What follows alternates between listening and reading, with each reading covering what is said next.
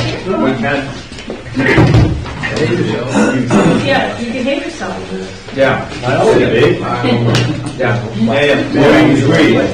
It's trendy, right? So that's what saves the money. You take that.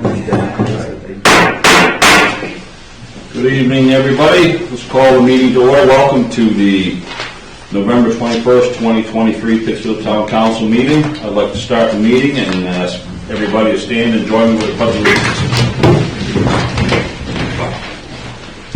I pledge allegiance to the flag of the United States of America and to the republic for which it stands, one nation, under God, indivisible, with liberty and justice for all. Thank you all very much. We had more than normal participation. I still haven't heard you. Imperceptible depth of voice. That's it. It's in the low frequency range. So I could ask everybody just for a brief moment of silence.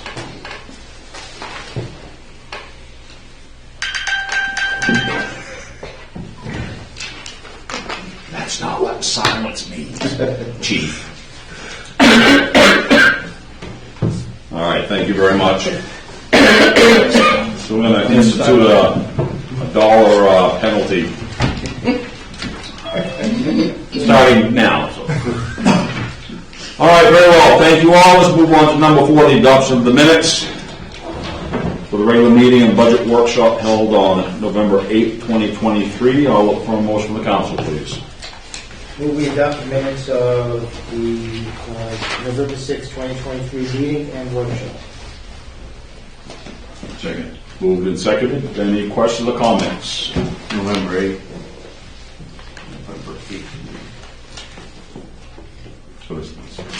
Right, November 8th? Yeah, he says. Okay. All right, so it's been moved and seconded. Any questions or comments, council? All right, so before we go to vote, as you notice, Councilor Saucier is in on Zoom, so I will do a roll call for each of the votes this evening.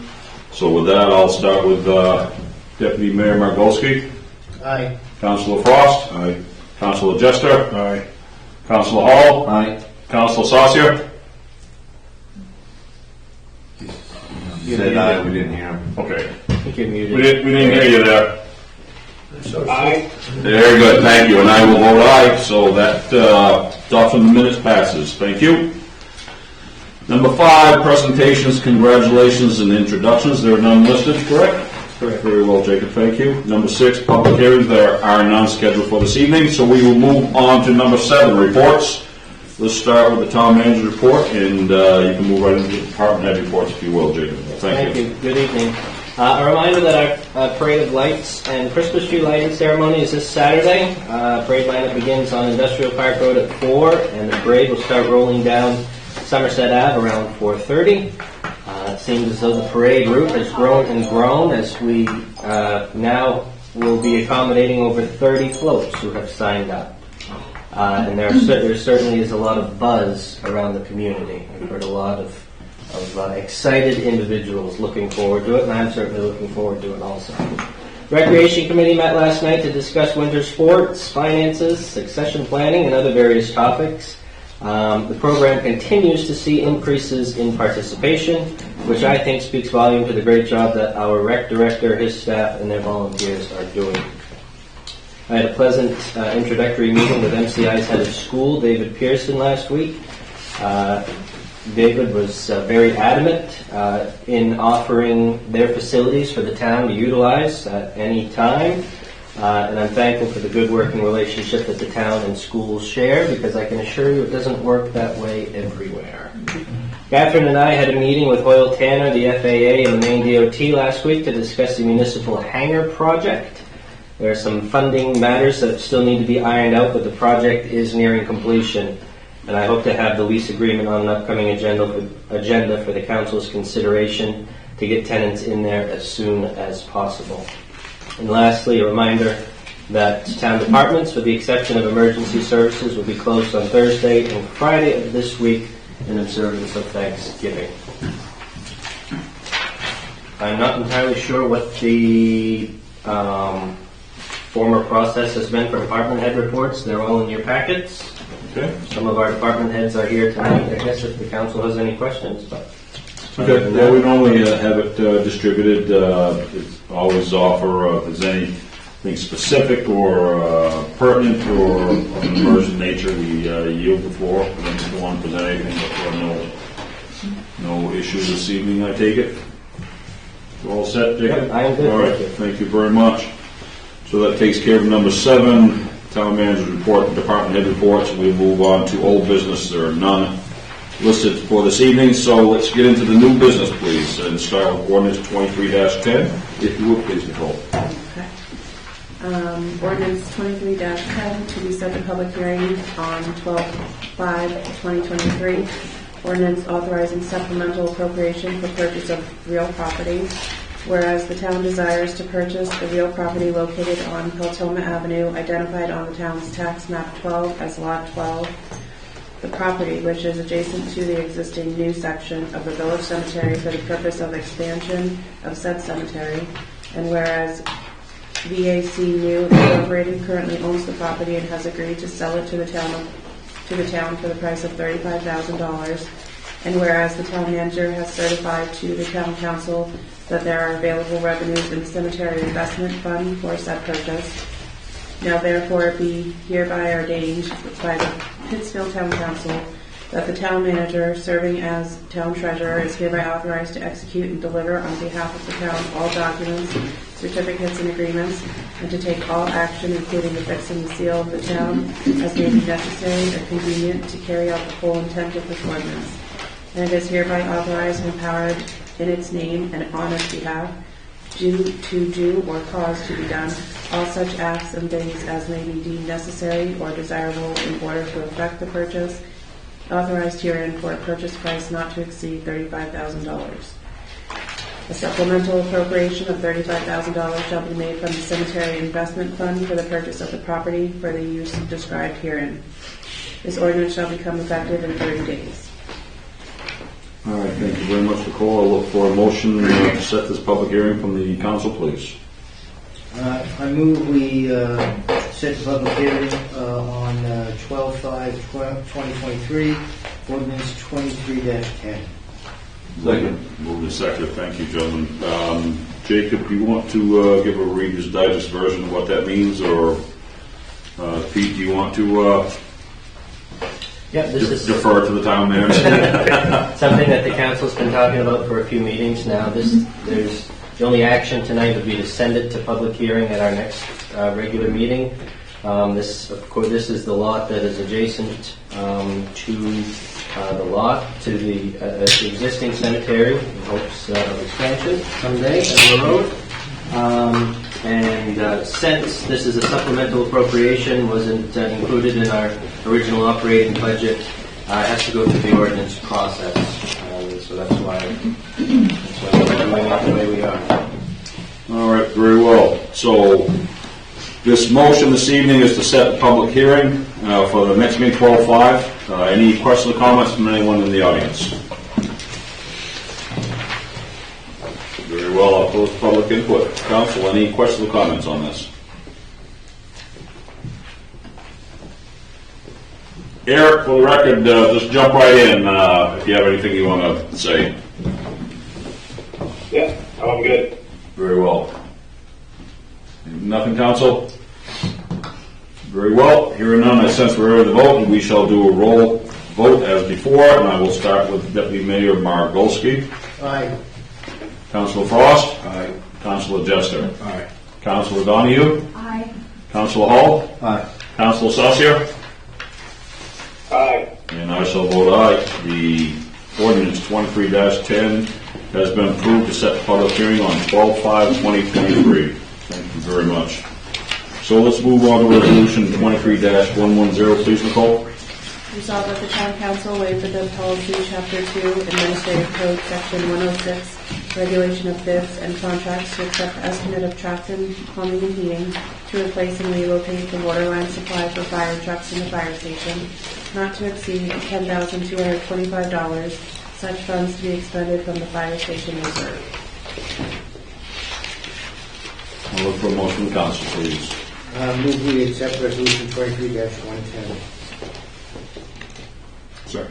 Moved and seconded. Thank you, gentlemen. Any questions or comments from anybody in the audience this evening? Very well. We'll close the public input. Council, questions or comments on this? Yes, go ahead, Doug.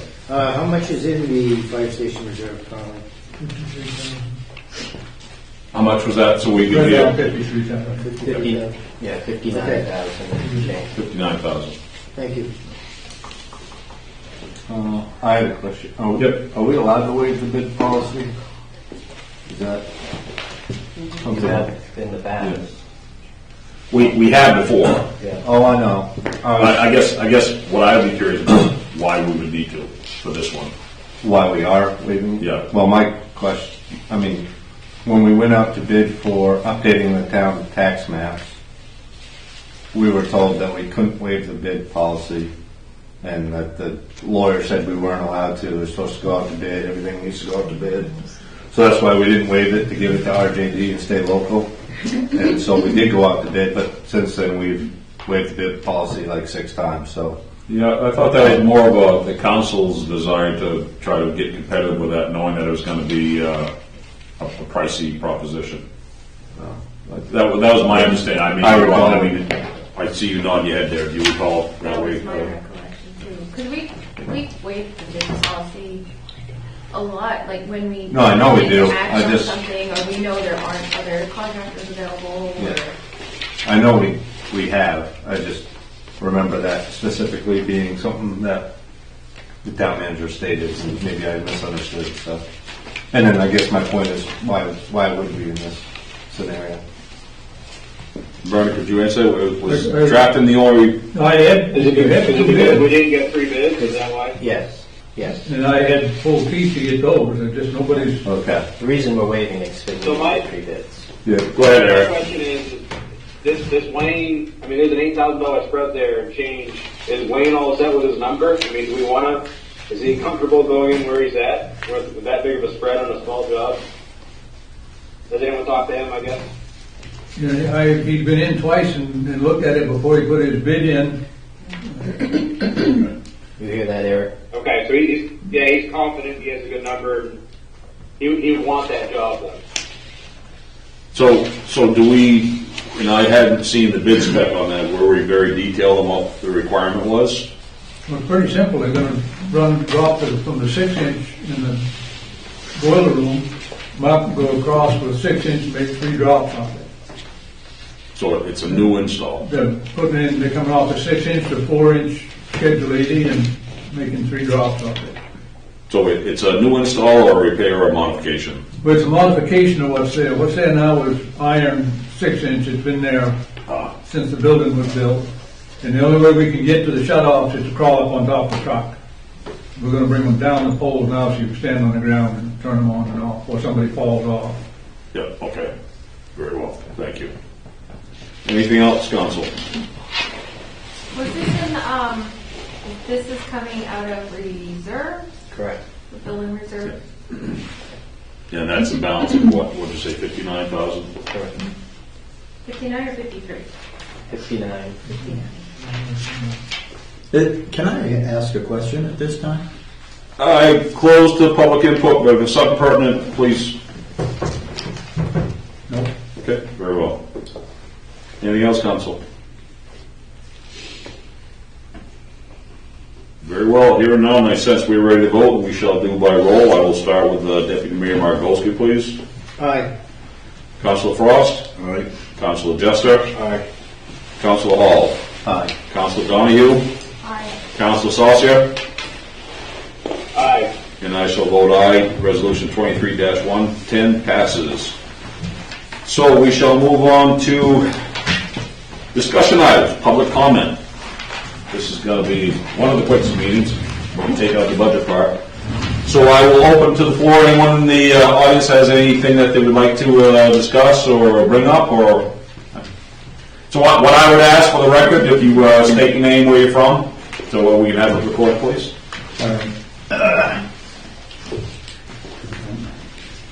So somebody doesn't have to break his neck, I'll go over here. All right. I'm Bobby Dennis. Some of you do and some of you don't know me, but I have a topic of discussion I'd like to bring to our attention. I've been involved with the reuse center, that little red building across from the recycling center. But for the last year or so, I haven't really been allowed. So I don't see any progress down there. Our objective we all got sick and we all had to wear masks. Objective there was to collect donations, put them up, and let people come in and pick and choose, take what they want if they can use it. The source of these collections was varied. The idea behind it was when first proposed and executed, people would bring things in. There were lovely ladies behind the counter, you'd bring it to the counter. There would be no money exchange unless you wanted to make a donation. They would weigh it. And at the end of the year, they would have a total weight of X number of dollars, things that didn't go to the dump, to recycling. So it was part of saving money, I guess. Well, that fell by the wayside, and then the process went dormant for a couple, 3 years. I took it upon myself to make an inquiry as to why not. We lost some of the girls that were helping. The point I guess I'm making is I made an arrangement with Catherine and Mr. Shoup and so forth to be able to revitalize the situation. It was pretty dire. It had been empty for a few years. You go in and everything was musty, mildew, and it was not nice. So we agreed to flush it and start over. We did that. I asked what's the most popular freebie, and it's books. But all the books are what smelt mostly. They got musty. So in quid pro quo land, I took over the responsibility of the whole building. I picked up 73 boxes of books. Some I had to buy, some I got a whole library from someplace. The books are still there, most of them. But I was allowed a little real estate in the building because since my retirement in 2010, I've been chasing little things to buy and sell. There was a hullabaloo of me being able to sell out of a public building, and I guess I can understand that from the point of view of liabilities. However, with this real estate that I had, I would take a photo of it and I would put it online, and then somebody would want to buy it, and then I'd deliver it out of the building. I was thinking that covered the liabilities. I could be wrong. However, I had contacted at the end of October and found that a lot of the materials that came to the reuse center after families had their very last yard sale. Whatever was left over from the yard sale got put over at the reuse center. Well, there weren't a lot of people bringing stuff from the yard sale, so I went and got it. There were 3 or 4 folks that were having their last yard sale and so forth, so I went and got it, which is what happened. I put an ad that one Saturday morning for these people to bring their last yard sale to the property and sell it, and what was left over would go inside. That didn't work out. Somebody seemed uncomfortable with that. I was reported to Catherine and Donnie, and they pulled the agreement without any conversation. Apparently, somebody got upset that somebody was selling something out or trying to sell something out of there. The police showed up. Nothing got sold. Everything got put back in. But my complaint is when we first agreed, I got a key. And because there were no other volunteers, I was it. I got a key. I would come and go.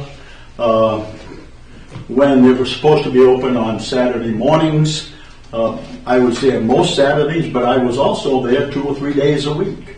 So it was open far more than it was previous. And I gave away a lot of stuff. The point is, now I have to beg for the key.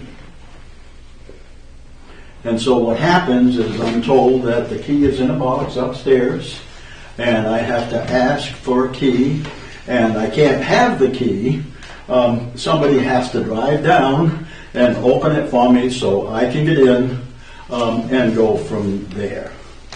All I'm asking is to continue what I was doing. All right, harmless. I do not weigh things on the way out. I do not report how much tonnage we save from the cycling, but I can tell you this. The majority of it is books. I took 20 boxes of books. I weighed each and every one of them. They averaged about 25 pounds a box. Times 73 tells you how much I have in there. All right, and so now I don't have to weigh each and every item. If we went and took all the books out right now, guess what we'd know? How many are missing? How much tonnage is missing? That's too much work. So I just asked to be able to mosey along and continue what I was doing, but not have to beg for the key. Anybody? Of course, now if this doesn't work out, then let's throw enough against the wall and find a different use for the building. Number one, I mentioned, I don't know what we do with domestic abuse people. I don't know what we do with homeless people. I don't know what we do for those kinds of things, but that's a very nice building, and it could be used for lots of other things. I once mentioned to Donnie that we could fix it up, and I'm sure enough public employees have kids, and we could set it up to have a nice little recreation spot for youngsters. I guess I would look for more input to see if it could be better used, but until you decide to flush it and throw all my stuff away, I wouldn't mind having a time frame. Any questions? So, what I would recommend, you do understand that we have a new town manager, Mr. Jacob Graham. Yes, we've talked. Okay. So I think if there's something other than this normal use, we could certainly bring it to the council and have discussions on it. But I think for the time being, you could work with Mr. Grant, work out. I'm sure you can come up with an equitable solution, at least for the time being. Yeah, that should be a key. Well, I'll let you two gentlemen work that out. There's really nothing that the council really needs to get into, but all right. That's Which two gentlemen? I'm sorry. Me and Jacob? Yeah, I'm giving you the benefit of the doubt. Thank you. Okay. I appreciate it. Thank No, you. so I think, thank you for bringing them aboard here. I think with you and Mr. Grant, you can certainly come up with some kind of solution on it, because I know the last few years, they said, have been a bit difficult.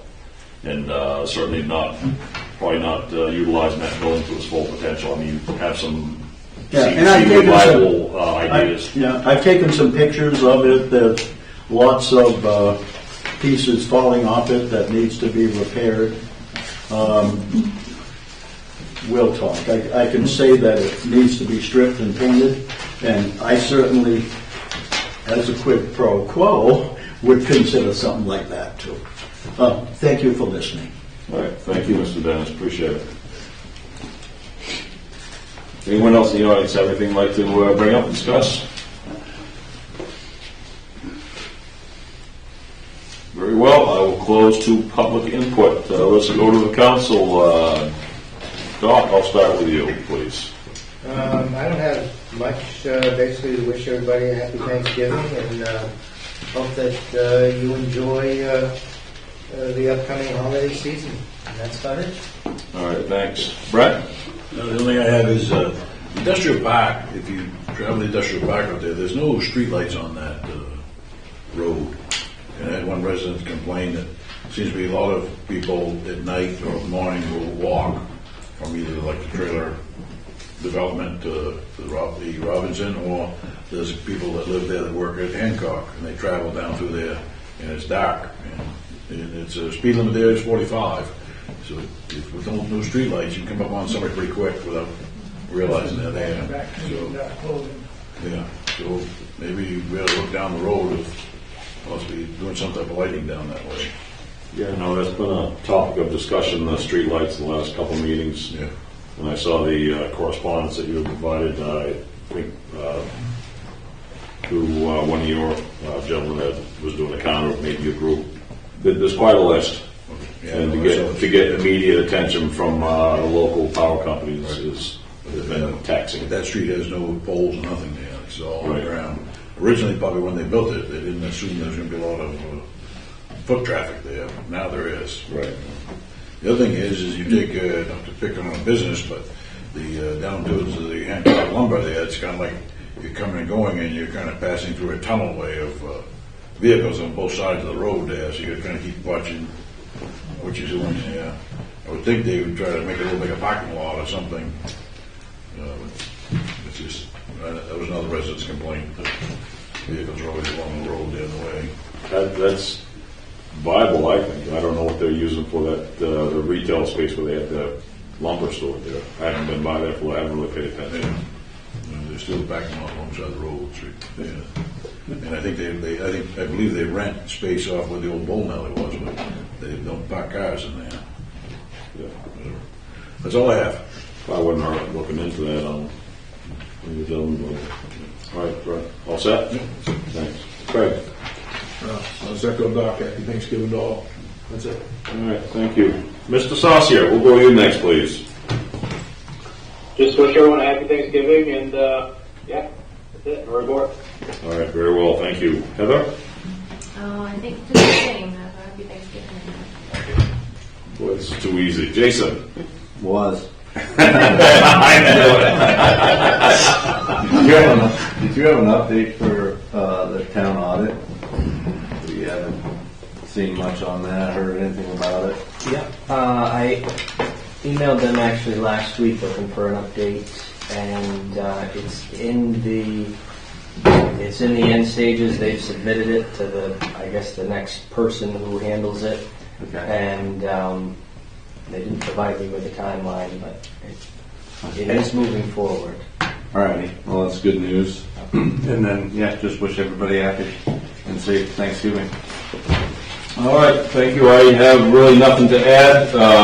See Doc, another meeting. I did say a word about Sibley Farm Road. I'm getting better, huh? Well, I haven't started snowing yet either. So I will reiterate what's already been said. Everyone have a safe and happy holiday, happy Thanksgiving. Looking forward to the float parade Saturday, starting at 4 o'clock. The tree lighting meeting after. Thank you very much, Chief, Amy, and all the work that you've been doing with this. You've been the drive behind it. Really looking forward to it. It's going to be very exciting. And what do you say, 30 floats? 30 floats. Wow. That's fantastic, so momentum's gonna build with that, so thank you very much for that. So with that, I will take leave of that section, and we will move on to the budget review.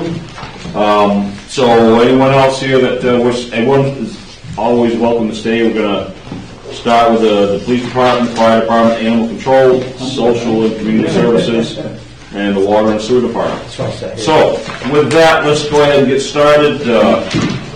Page 28, the police department. I wouldn't mind talking to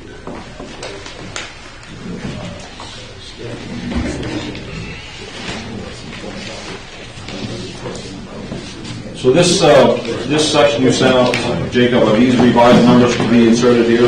Should I go by this? No, that's just, Councilor Donahue had asked to have insurance numbers and benefits numbers taken out of each department. Okay. And then put into the insurance and benefits department just for review purposes. So that's what that.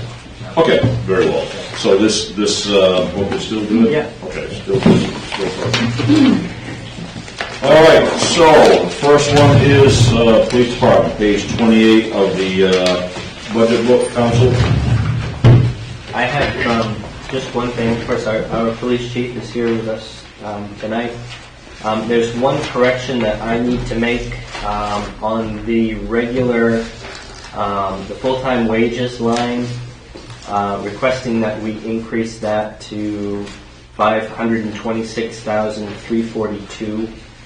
That's an increase of $12,500 to reflect sign-on bonuses for 2 police officers that I left out of this. What line number was that? The regular, the first one. 01-05? Okay, so that would be from 513,842 to what again, please? 526,342.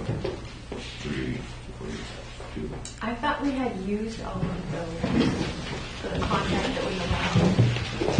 So yes, the contract allowed for 2 positions with that, and the first person got it, and we paid half of that already.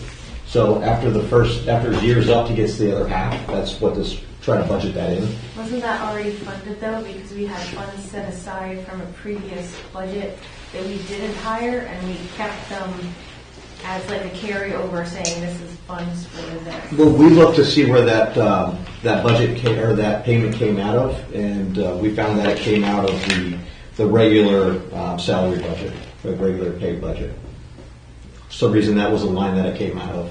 Yeah, I'm not. We need to check on that, because I thought for the contract that we were only allowed 1 more for that, and then the previous year they weren't used because we couldn't hire anybody. No, the money was set aside right as a carryover for the next year, so we weren't taxing for it again.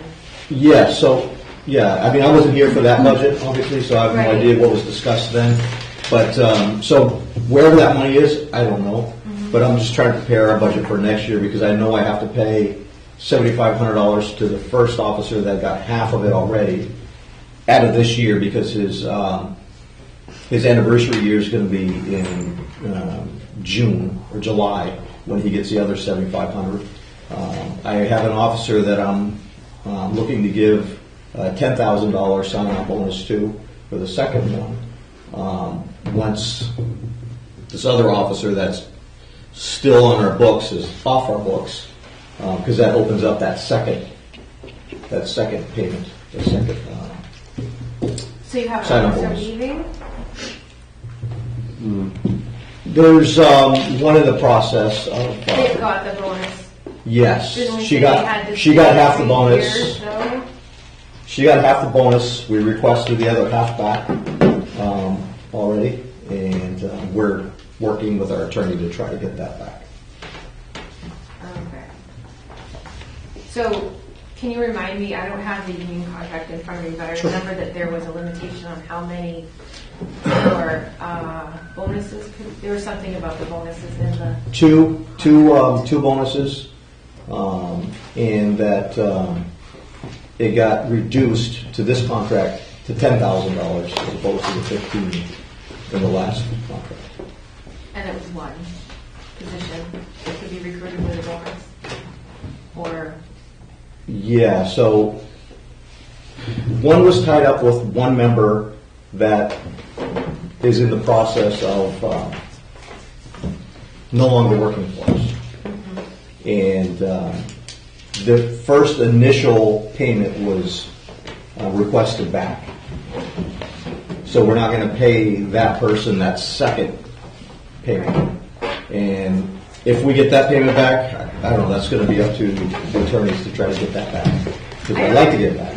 I don't know if the intent is like, if somebody comes with the bonus and then they leave, but then you can like reuse the bonus again. I don't know if that was like the intent of the. I don't know why the intent wouldn't be that. Well, I would think if they would come and they leave, I mean, per contract, they're supposed to recoup that, so if they don't fulfill their obligations, that money should be back in the pool. Right. I mean, so it has been used, it's still there. It's just gone through a little trip and made it back to the pot. Right. I just don't want to learn. What recourse do we have, though? I mean, unless we sue them, we don't have any recourse to get that money back, or do we? And you're exactly right. It's have to sue them to get the money back. You're going to spend that? I mean, it's kind of an empty promise. My other question is the contract services. There's $12,000 in there for officer reimbursement. What does that have? Is that part of the same conversation, or is that something different? Yes, officer reimbursement, Where are we at on here? contract services. The contract services is $12,000 in there for officer reimbursement. I didn't know if that was part of the same conversation or if it was different. What line number is that? 25, 45? 25, 45, okay, yeah. No, Yeah. it's 2505. 2505. 45, okay, right. He's down in But the he, summary. but he talks about it in the summary. Yeah. Down below. Yeah. On page 31, like. Yeah, okay. That's what he's talking about. So is that It, the bonus? That's what I'm wondering. Like, I with Heather, I don't remember this falling inside wages. This was in a different line. Yeah. I know it was paid out of wages. I know that the last 7,000 that we paid out was paid out of that regular full-time Fair wages enough, line. I will look into if there was a carryover, where that carryover is now. And we'll also have to double check on that officer reimbursement. Yeah, I mean, that 12,000 wouldn't add up to what it was at the time. That wouldn't be the right figure anyway. So what is it? If that's not what it is, then what is that? Yeah.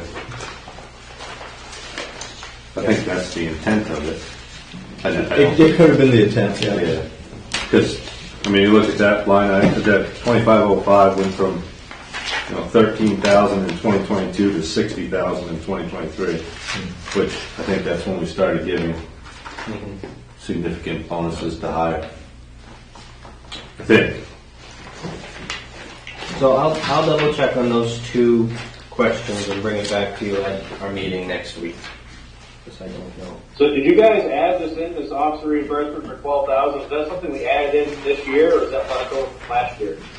That would have been from last year. Yeah, it's a carryover. So we don't really understand what it is. So as far as that $12,000. Correct. Yeah, I couldn't tell you, unfortunately. Okay. So for next week's meeting, you'll have clarification on that? That is correct. All right. So The regular rate of pay may increase or stay the same depending on what that. Okay. all right. Anything else you wanted to highlight on your notes here, Jacob? No, I'll kind of turn it over to Chief Morris. to Okay. Go over. Chief, anything else you wanted to highlight on this? No, I mean, I know you talking about the entire budget? Highlight? Any kind of, not specifically about this latest topic, so we can. Yeah, I can tell you we cut several different areas. 10,000 out of 110. $10,000 out of overtime budget. 535, I cut 2,000, which is a uniform budget. 10.5 went up, general supplies. 2010, computer software, we went ahead and cut that. That was, we already purchased that, so we don't need it again. 2505, sorry, I'm sure, yeah, 2505, $3,220. We cut from that. And that basically was that was a Dirigo safety, some contracts we had for them. We're going to get $63,000, a little over that, that we're going to get paid back from the schools for having an SRO in, which helps supplement our budget as well. And that's from an existing officer, not an additional hire? That's not an additional, no, that's just moving staff around to cover that. So it doesn't appear under 6636 though as an expense? It's not an expense, I guess. Her wage is paid out of the full-time wages line. This is the reimbursement from the schools So that's for all, her to be there. that's on the income line then? Yep. So that's positive, it's not negative, it's positive towards the budget. Perfect. No, I understand that part. I was just looking, I guess because there's an MSAD school resource program, that the wages for that officer would appear there. Well, yeah, it's coming out of a grant. The schools applied for a grant, and that's what's being used to pay us for the officers to do there. If that's Right. what you're, I guess I'm not following. So we have a line item here under miscellaneous 266-36 school resource program. I was expecting to see the wages for the time for that officer to be at the school appearing there. And then it would balance out directly the grant money that would be coming in on the revenue side of the budget, if that makes sense. That's a miscellaneous line item though, not a labor line item. So that's going to be for training, supplies, and such. So this would be a miscellaneous. Your labor would have to be up in per services, so it would have to be in Okay, bill so- one. And that will have the FICA and all the other. That's right. It Is would there have to be any in there. program expenses with having that reinstituted to have a MSAD officer then, as far as training, as you mentioned, or anything like that? Because there's nothing in there right now.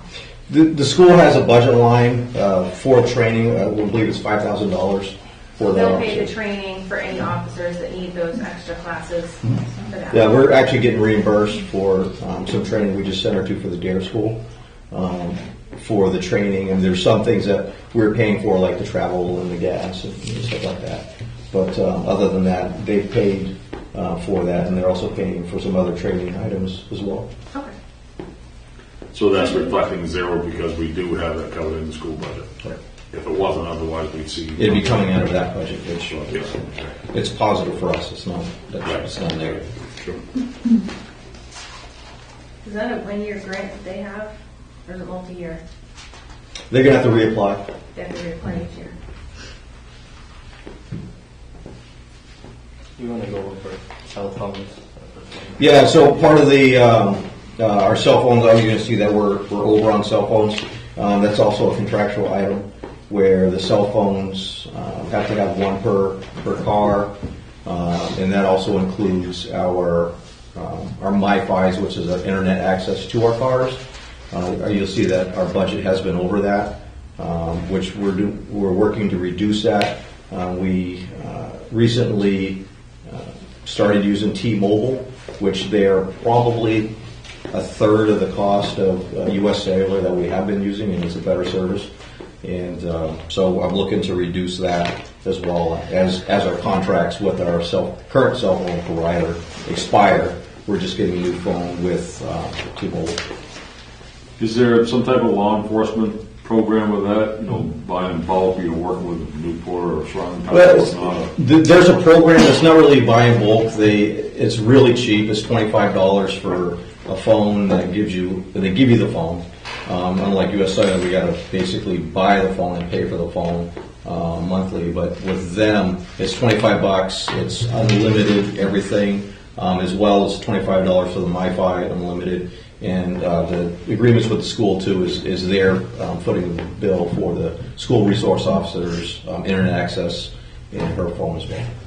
So, They stay with the specific car, or stay with the officer with the car? Yeah. Okay.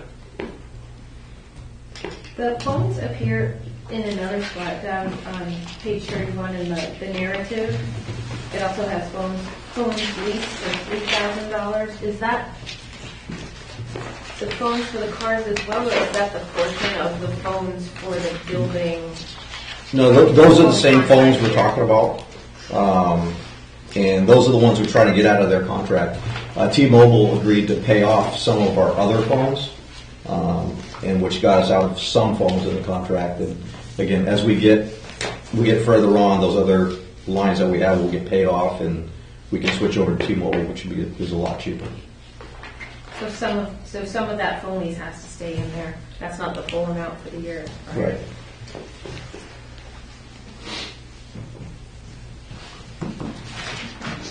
Anything else, council? Anything else you want to bring up, chief? Nope. I had a question on uniform. I see this year we're at like 8,500, projected out would be like, say, 10.5, and we had budgeted almost 19,000. And this year we had budgeted over 20. Is there a reason it's such a discrepancy? No, as you know, a lot of these uniforms are expensive. Your vests are about, with your vest and your vest carrier, it's about $1,500 a piece, and they do expire. And as they expire, we do have to buy new ones. And having good equipment for the officers, I wanted to stay sharp and have good stuff. So I just wasn't sure what kind of lifespan those uniforms were and whatnot. Yeah, I mean, by we probably buy them at the end of the year. Yeah, and that's where we try to get them. Well, generally I try to get them as I need them, but at the end of the year we'll buy them, and also the reserves are using old uniforms, and I'd like to cycle those out as the budget permits towards the end of the year. So we're fairly similar in our uniforms. Okay, thanks. So by using old uniforms, you mean the wearable equipment, not the shirt and pants? Well, no, the old shirt and pants. When the new reserve comes on, generally they'll get the stuff that's been turned in, because we do have some, and it's the wrong. I hate to say the wrong color, but the old color, the old uniforms were a totally different color, and and the new stuff is to be uniform. It's the reason I call it uniform, is to stay the same. Yeah, understood. Anything else, council? Anything you wanted to bring up, Jacob? You're good with it? Chief, you're all set? I am. All right. Anyone want to move on to fire department? Council? All right. Sure. Let's move on to page 32, fire department. Jacob, you want to give us a Reader's Digest? Yep, really no major increase in the fire department. Chief Williams is here tonight with us. The only major thing came out of the contractuals line, which I think was to cover the cost of hose testing. Is that right, Chief? We added hose testing this year, which was the best $2,300 we spent all year. Got it done in one day, all marked, got third-party certification on it, so if something happens, you'd have to pull the teeth to get it done over 2 or 3 weekends. It's not really a contract, but I don't know where else to take it from. It's not maintenance, it's a test. It's like our test for our pumps. We don't have a contract with Reliance, but they've been doing them for 30 years, and isn't anybody any closer that does any better job. So that's why that's in there. It's just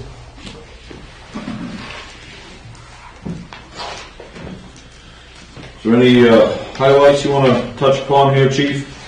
It was pretty much consistent with last year's.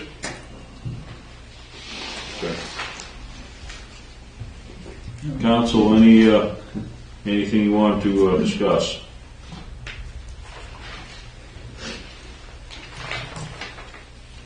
What's the training Pepsi wages on here? Yeah. This wages non-union, but there's, there is. Nope. We don't have wages available for our firefighters for their training and everything. You want to touch on? I didn't hear what you said. Sorry, the wages, Bernard, what are we paying for wages for firefighters for training and calls? Oh, you wait a second here, I find that paper.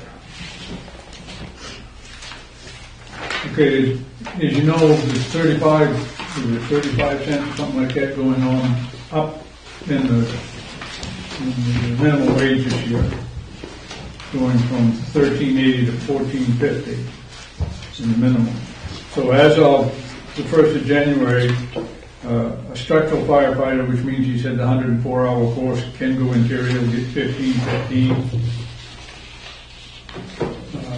Firefighter 1 get $15.65. Firefighter 2 $16.20. Lieutenant is $17.20. $18.75 for captain. Deputy chief is $18.75. $21.90. And based on projecting this out, mine is supposed to be 32, but it will be a whole lot less than that. Probably be around 30, but 20, 29 something. Now, if we add a 3% increase to that, that's just to bring it in line with the raise in the minimum wage. And the fire department is covered by the COLA for all the employees? I don't think I had, mainly because they're all paid so differently. Not sure if that 38.2, that was the number that you put in your budget, the 38,200. I'm not sure if that was taken in the 3% or not for COLA. I don't think it did. When I made that out, I didn't know what it was going to be. I hadn't been told that. You just knew the minimum wage. I knew the minimum wage was going on.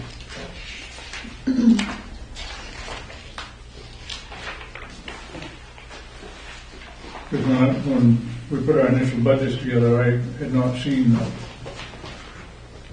That line item went down 4.9%. Well, that's what I was trying to figure out, is there's almost a 5% reduction even with taking account. Well, one of the reasons for that is that the number of calls we've had this year are way down compared. Right now, we're like 75 calls down from last year. Now, that could all change, but not likely to between now and we had a call and a half a day from the 1st of November to the end of December last year. And this year we've had, so far, we're on the 21st, we've had 10 calls. A lot of the calls this year have been calls where they're in the daytime, they're ones that smoke detector going off, CO detector going on, that you get there and they didn't change the batteries. Or you get there and the thing is 27 years old and it's supposed to be changed out every 10 years. We've had a bunch of those this year that I've been the only one that's gone because they've come in the daytime and people just haven't left to go to those, chase those. Do you think we need to do like a preventive program, like some education around, like You lead a horse to water, but you can't make them drink. fire safety? It's on television every time you turn around, especially in October. Out there. Just certainly make that information available. Yeah, Any more effort than that, there's got to be costs included, which is not accounted for, and is there a liability involved? Well, the fire chief didn't come to my house, tell me to do this in my business. Just a sticky wicket again too. If we get a call, we try to go in and say, okay, look, your detectors are 8 years old, but they're supposed to be good for 10. Well, this one isn't. Take it back to the manufacturer. You got to replace it. because it no longer works. I just spent 2 hours the other day replacing two, nothing in this town, but they're 8 years old. 2 out of the 10 of them died. Just boom, stop working and went off. They're electronic, in the world of electronics, anything can happen. So do you want to check on that to see where the wages, I can, what was I mean, included or not? yeah, even with the 3% increase, I think the 38, I mean, you can see year to date right now, we're at 19, 22, you're at 20, 21, you're at 18. I think the 38 is still, I think would be, it's quite manageable there. yeah. But I can certainly look at that. Again, if we have, 15 fires that are Right. 5 or 6 hours apiece, 7 or 8 guys there, that changes, but we've haven't been chasing those in the last year and a half. Well, if we got 15 fires at 7 or 8 hours apiece, we got a totally different conversation. We certainly do, we have a problem. We'll have to get chief involved with something going on. So this is just a comment. When I look down through like 2020, 21, 22 actuals, you're looking at 62,000, 66,000, 63,000, and we're putting forth a budget for 24 for almost $82,000, not including the workman's comp burden. Are we being realistic and thinking we're going to spend that much money? Because so far, I mean, 23 we budgeted 93,000 and we spent 52,000. This isn't a knock; it's more of a compliment, I guess, for spending less money. I know we're Well, we've got another 6-month payroll coming up. 6 months of payroll. Where's that going to land us, Bernard? How many fires are going to have between now and the end of the year? My crystal ball is worse than yours. Yeah. Right? So I don't. We'll probably spend another 12 to 14,000.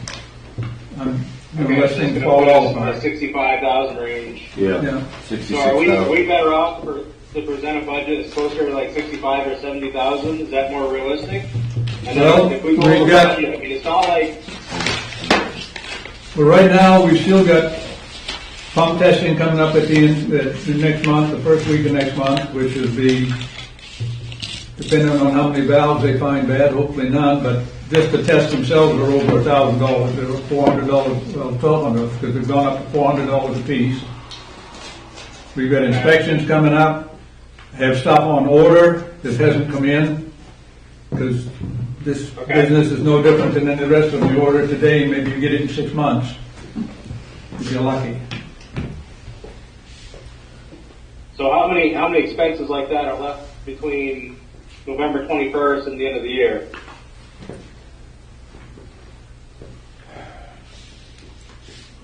I can't tell you enough. I mean, is it substantial? Is it $10,000 or is it Yeah, $5,000? it's probably $10,000, $11,000, somewhere in that area, Plus the payroll, plus the payroll, yeah. so that's like 22.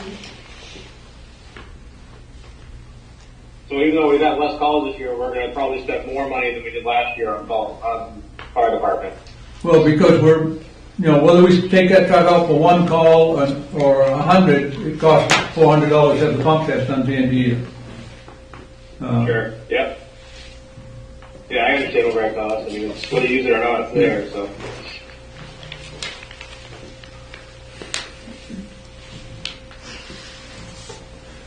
Anything else, Eric? No, I just want to make sure we're realistic and when we budget. Yeah. Because we tax off this, right? So if we don't use the money, we still tax off it. So it doesn't matter if you use it or not, because it's what we tax off of. So if we say we're going to spend 100,000, we spend 60, and that 40 is on the table, you still tax off 100.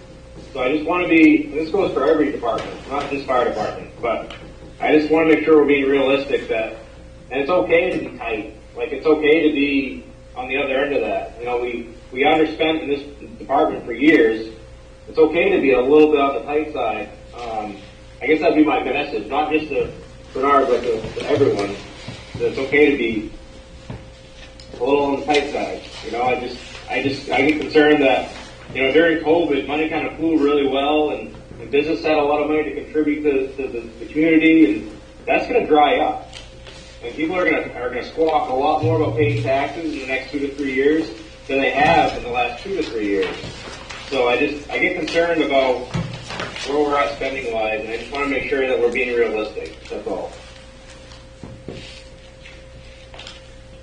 So, given that, Bernard, I mean, this 81, call it 82,000.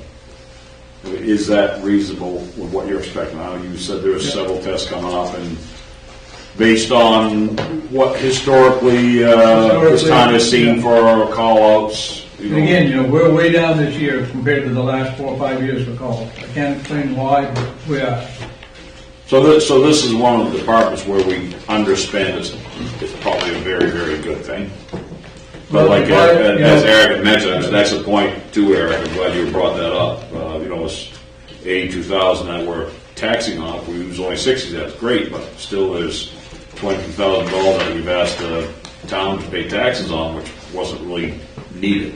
But I understand there's a certain factor that you can't identify. I mean, you have to play it by ear or historical data. Season, you tend to have more fires there, or the weather's going to look bad, or the number of tests you have coming up. Well, the other thing two years ago, seems like we had a rash of pellet stove problems. Didn't have that last year. I think we got 2. Does that mean everybody's smartening up? I doubt it, because we went to one the other day that hadn't been cleaned for probably since the day it was put in there, if I look at it. And I don't know whether they're getting more popular or not, again, but people don't install those properly and they're a problem. They run that 3-inch hose into a big chimney and it doesn't work well.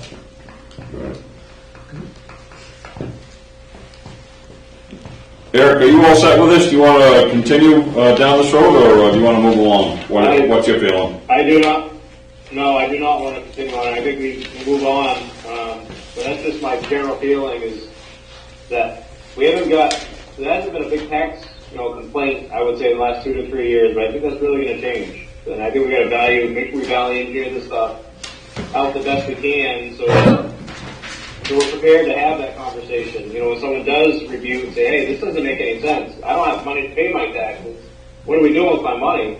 That we can sit here and comfortably defend ourselves and talk intelligently about what we're spending money on. This is not about the fire department, right? This is about the entire budget. And I think we're doing it. I think there's a lot of due diligence. I think it's all good. I want to move on if it's not just this one. But I did just keep in the back of your head that it's not, I don't think money's going to flow like it did the last 2 to 3 years, in my opinion. All right, understood. Valid and excellent points there. Anything else to bring up before we move on? Yeah, go ahead. And I'll bring it up now. It's nothing to do with the fire department, but I'll bring it up since Eric's talking about budgets coming in under, and then us, over, kind of taxing, having a surplus. And I guess it goes to my question of where the fund balance is at, what that's looking like. Because if you look down through all of these and you project it out to the end of the year, all these budget, we should have like $500,000 in a fund balance, which actually isn't very good. Like, you want to be zero, right, basically. And if we've done that year after year after year, we should have a huge fund balance. And I think like we did last year, we used that fund balance to offset some of the things that we're trying to do in capital expenditures, or something goes over and we have it and you move money around. But overall, all departments having a budget that's never going over and you've got plenty of money and no big deal, then that's a problem. And I guess, seeing that fund balance, I would like to see it, and it should have a large number in it.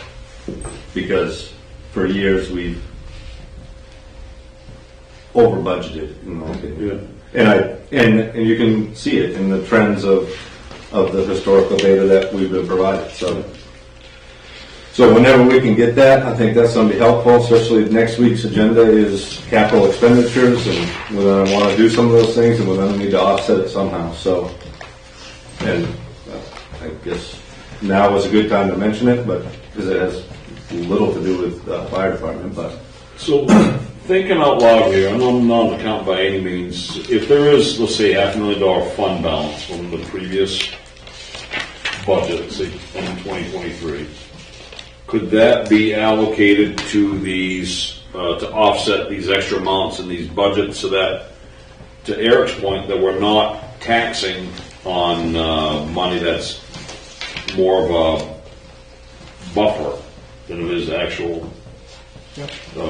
Let's say for this one example, as Eric, we're not picking on the fire department. I hear that, but it's out of my budget. I'm just going to use your numbers because it's in front of us. So let's say $82,000 he has budgeted. We will use, let's say, 60. So there's $22,000 that we anticipate we're not going to use. I mean, I don't know. Maybe there's another way of trying to explain it. But if we can offset that balance with the money that's already been taxed, so that we don't increase the tax load on this budget. I mean that's what we did this year. Yeah. You can do that, and you have done that. This year you did that $350,000 that you pulled from fund balance rather than appropriating from taxes. And so that is the process, is to, you pick a number from your fund balance, and those, whatever that amount is an amount that you are not taxing additionally for with your commitment. Right.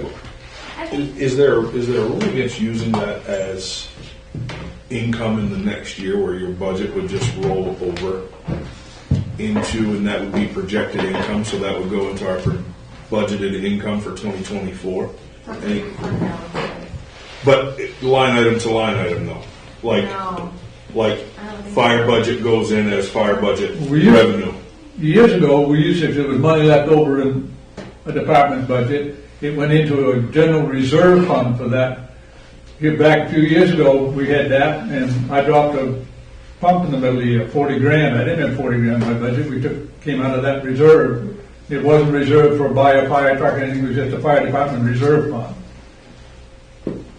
I'm just saying, if it goes in if it drops in as a revenue, then it would directly impact the tax burden for the next year.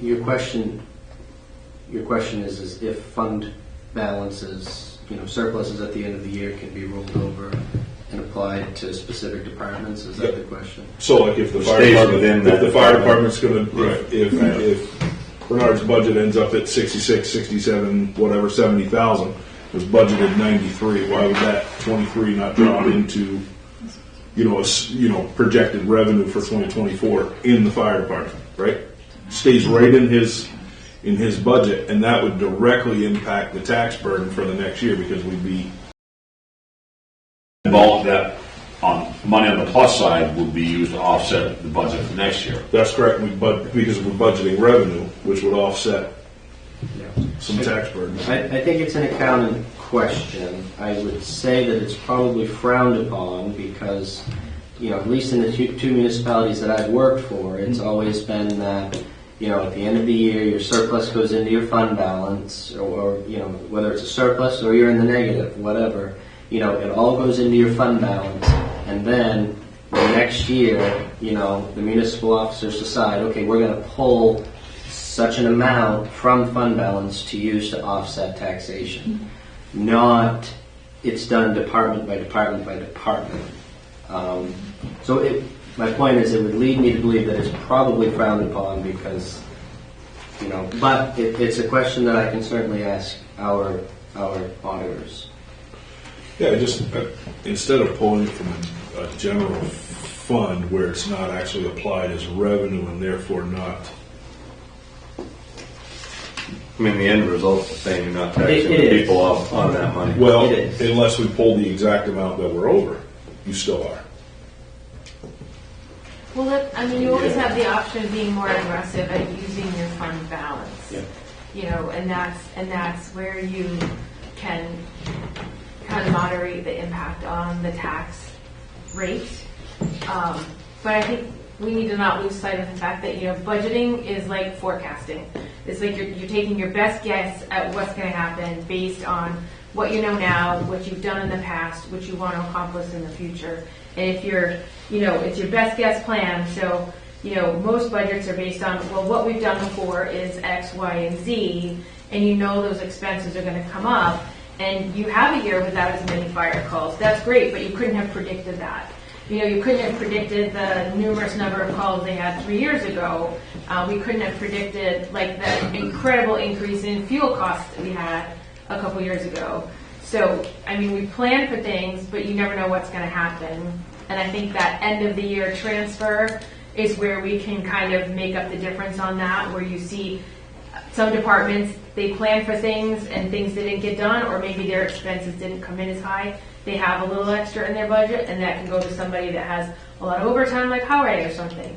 But I think that the fund balance at the end, that's how you can manage your mill rate. Another step of managing the mill rate, I guess, is how aggressively you use up that fund balance. And it could be we fund our CIP stuff from that. It could be we fund our paving out of that, and we say X $100, whatever is going to come out of the fund balance every year for paving to make sure that we have that covered to keep up on it. But I'm a little leery of being like, oh, let's slash this budget because we didn't use it last year, when this year might be an anomaly, or we don't have all the expenses in yet. And I would hope that we would do a final review of where all these budgets are coming in when we get a little closer to approving the final budget, when we have a better idea of what those transfers are going to be and where those expenses and the POs and things like that are expected by the end of the year are going to be. No, I agree with you 100% on it, because budgeting is kind of like witching for water, right? You kind of hoping that you're going to go out there and find the right number or find what you're looking for. But when you have 5 years of historical and not 1 year has a spike and not 1 year has a severe dip, and it's a consistency thing, then we are obviously saying that we can say that we are over budgeting. And I think unless we can directly offset, kind of to Eric's point, the tax burden, I don't know why we would continue to over budget for contingencies if we have a fund that we're talking about that it, within reason, can be tapped at a moment's notice. Why wouldn't we do our best to budget to, if at any point you can be given a 3 and 5 year run rate and budget to that with, any expected inflation for the year. So, from all reports, inflation is lowering, right? So why would we budget inflation? The only thing that we would look at is the wage increases, right? And I think outside of that, I don't see why we would continue to over budget line item by line item. I just don't think it makes sense. If we can't do an offset where the income is directly impacted on that budget, then I think that we should be, looking at our run rates and.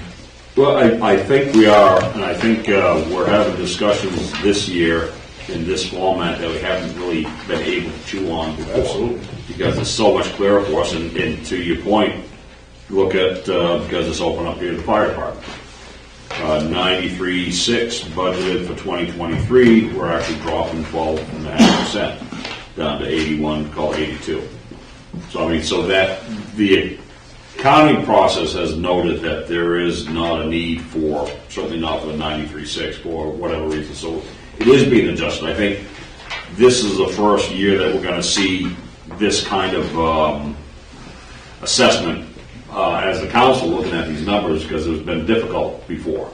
Right. But now it's just a photo. We can just get a real-time picture of what we anticipate end of the year into at this point. The next month, these numbers will change, but I think we can probably tell by trends of where we're going to be.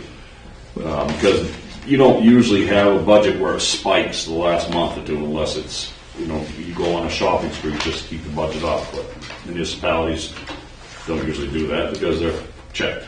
That's right. And, and I don't like necessarily to draw comparisons, although sometimes you have to. And, I know Bernard was joking around when he said, oh, it always feels like the fire's, getting cut. But I also see where we kind of dug pretty hard last year, too, right? And I know that. But when I look at the police budget, just looking across, right, starting in 2020 and then across 625, 600, 730. And then last year, obviously we had a lot of back and forth, but there was no one sitting in that seat, or not for any true length of time when we were asking the questions, right? For God's sakes, we had Skowhegan coming over trying to do our budget for us. So we spike at 924 on the budget, but we're at 678 through 11 and a half months, or 10 and a half months, right? So where are we going to end up? If you do 678 run rate, right? 678. 861. I already did. 861. Okay. So, I don't understand why we would continue to over budget. I think this is a fiscal budget that makes sense to me. We talk about cuts. Chief Morris was deliberate in where he cut. Probably even some areas that fell a little bit of a pinch, but something in order to give something that, is a responsible budget. If I go back, I don't know, you can check any of these budgets and we're doing the same thing. So I think trying to, right? Mm-hmm. Well, just don't forget though, on these budgets that we're looking at, they don't have the FICA and the workman's comp. Mike, you mentioned the 12.48% drop in the fire department budget this year. That's because FICA's not in there. And workman's comp is $8,000 this year already. It was $9,000 the year before, $6,000 the year before that. So those things, I really don't like having them in there because we're not comparing apples to apples. It makes it look like we're dropping all the budgets, but they might not be if you put all those numbers back in there. Well, no, and I agree with you, Heather, but I don't see where he's, I don't think that, if the drop is consistent with the run rate and inflation, right? So inflation between 22 and 23, what was it, 19%, something like that, I believe.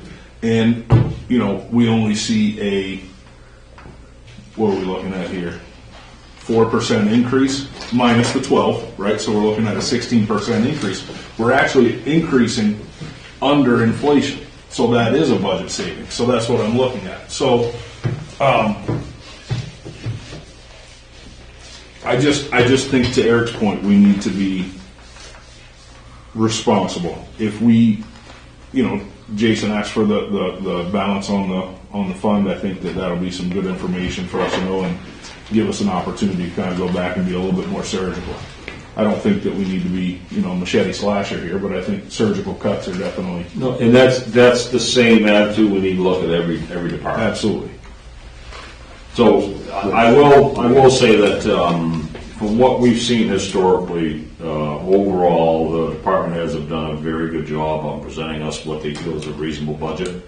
There have been issues and times and bumps in the road where information probably wasn't clear, wasn't shared properly, it wasn't computed properly.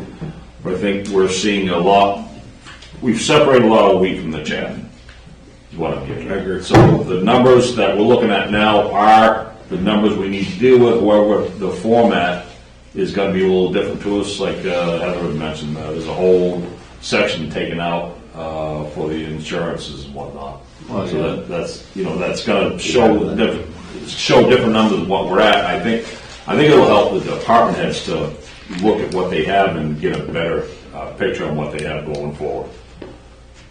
So I think with what you mentioned, Craig, and what Eric had brought up originally, is that I think we're all looking at it properly, and we're using that in the back of our mind for the same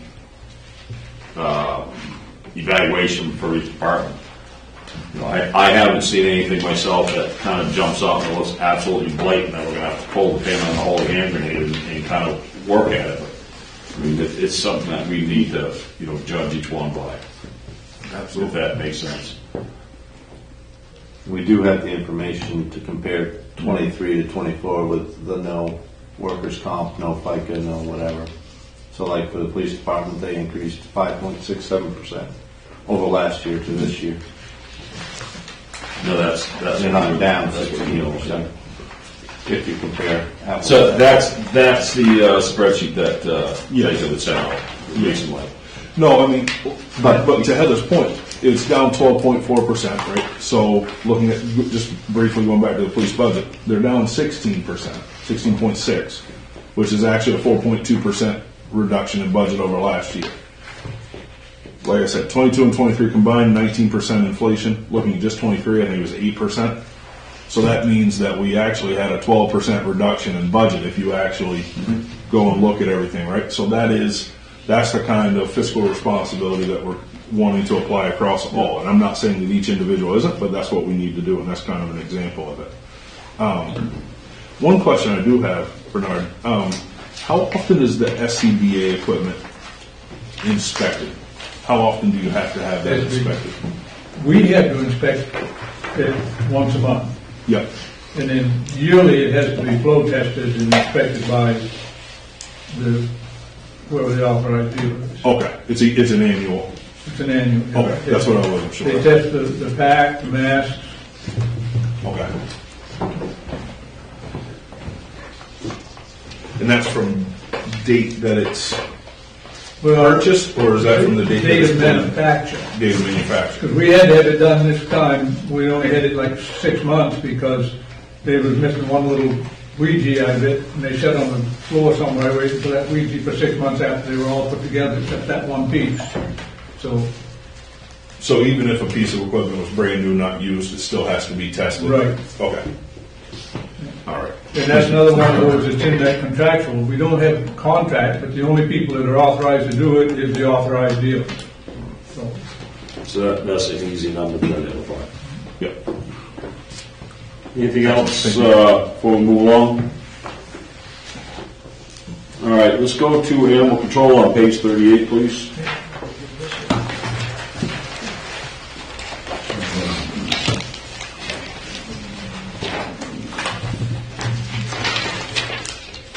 Any highlights you want to identify there, Jacob, before we pass on to Chief? Yep. All right.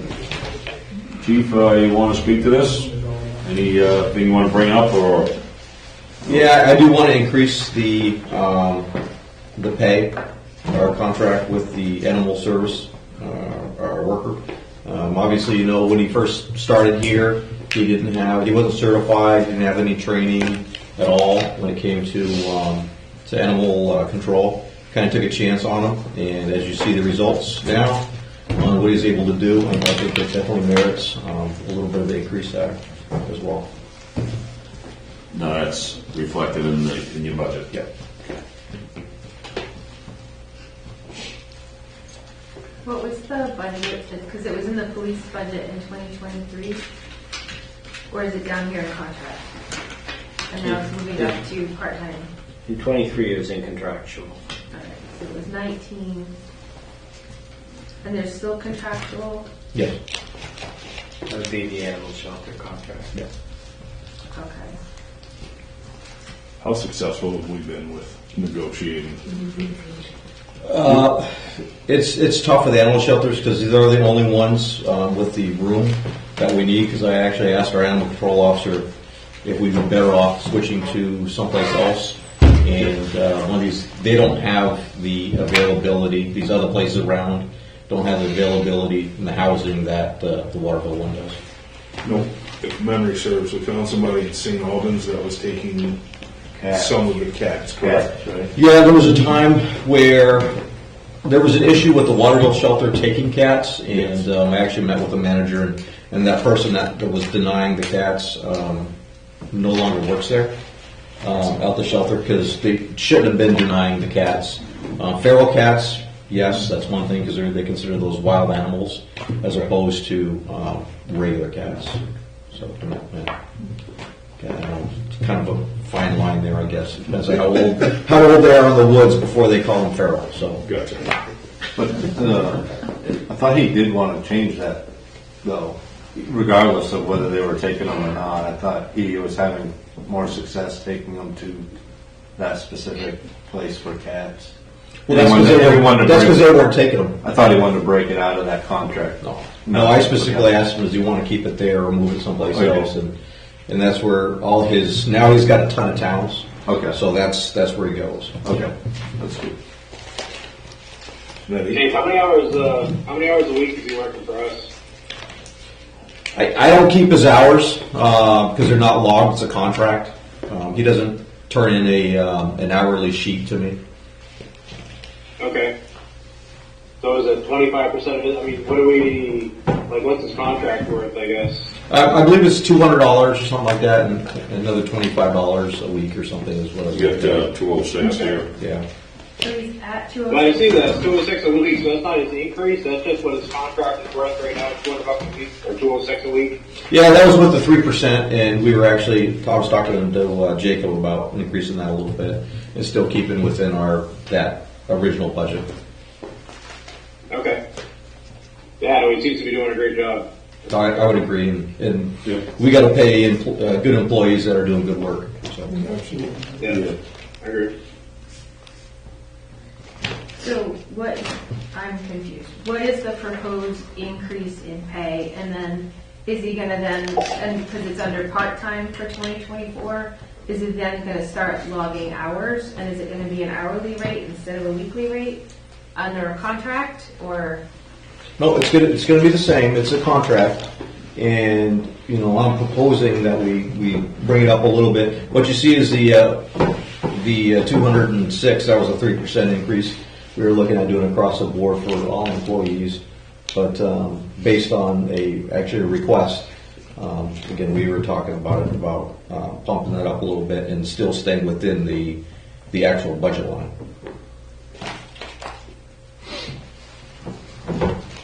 Not an hourly. It's not changing.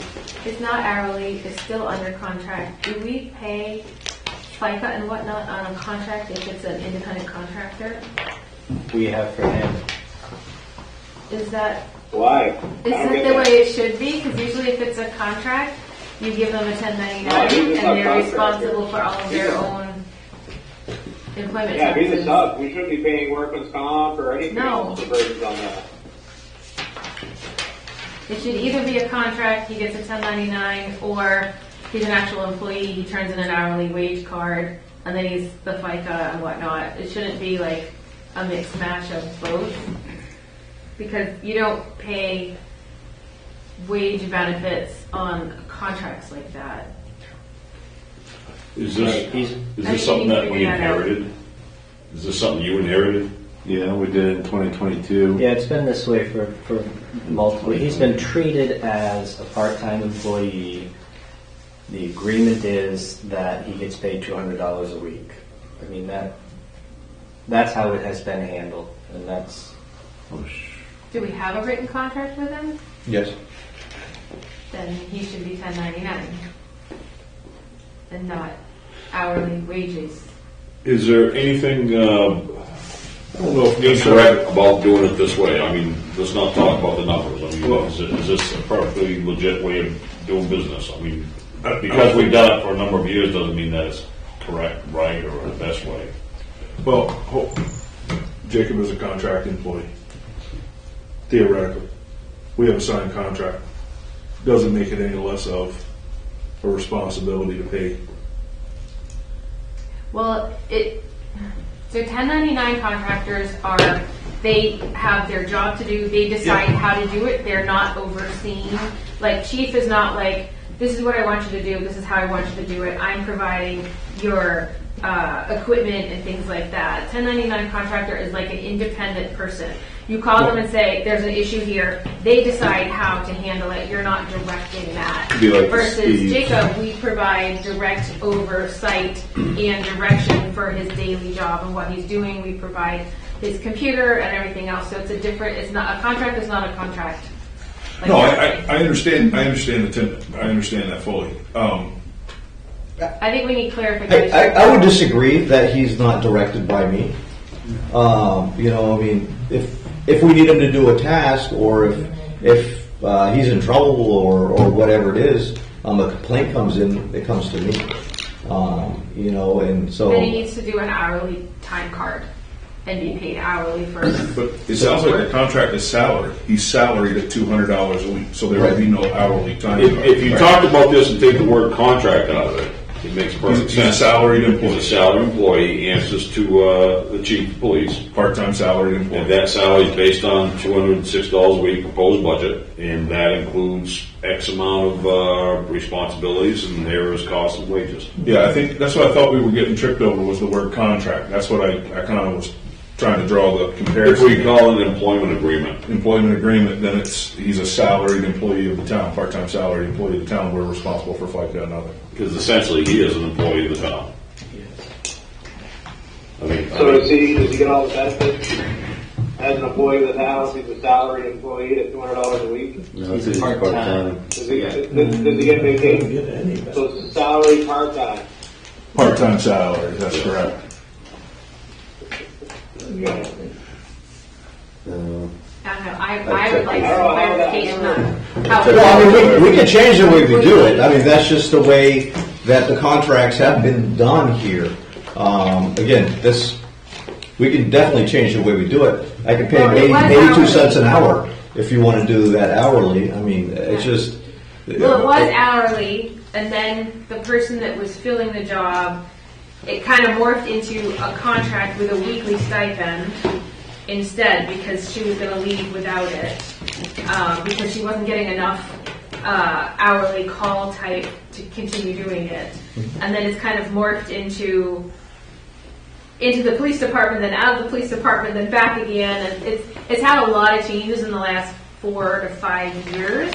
And I think it's gotten kind of muddy in all of that as far as like how we need to refer to this position and how we treat it.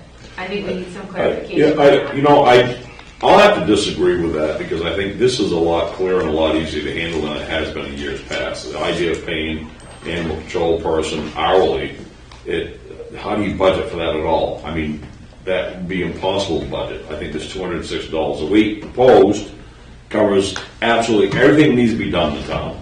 And it's a part-time salary employee with the town of Pittsfield. The idea of the contract, I think we're shooting ourselves in the foot by even bringing that up. So Donnie is salary? Okay, let's say another salary position. The agreement is, this is your job, here are your responsibilities, we're gonna pay you X amount per week, there you go. Same with this person. And I think almost in a way we're kind of semantics whether or not we pay the FICA or he negotiates for a salary that's higher as his contract and he pays his own FICA, right? At the end of the day, we're going to pay the same amount of money. I would say that having him out acting as an agent of the town, which is actually what he's doing in his animal control, affords him some opportunity. Agent of the town, yeah. Yep. Affords him some opportunity and backing when he's out there working in our capacity for the town. I think that kind of offers him probably some backing as far as liability. Right. And there's another thing that, part of the agreement, the contract that we had, prior, they were paying mileage.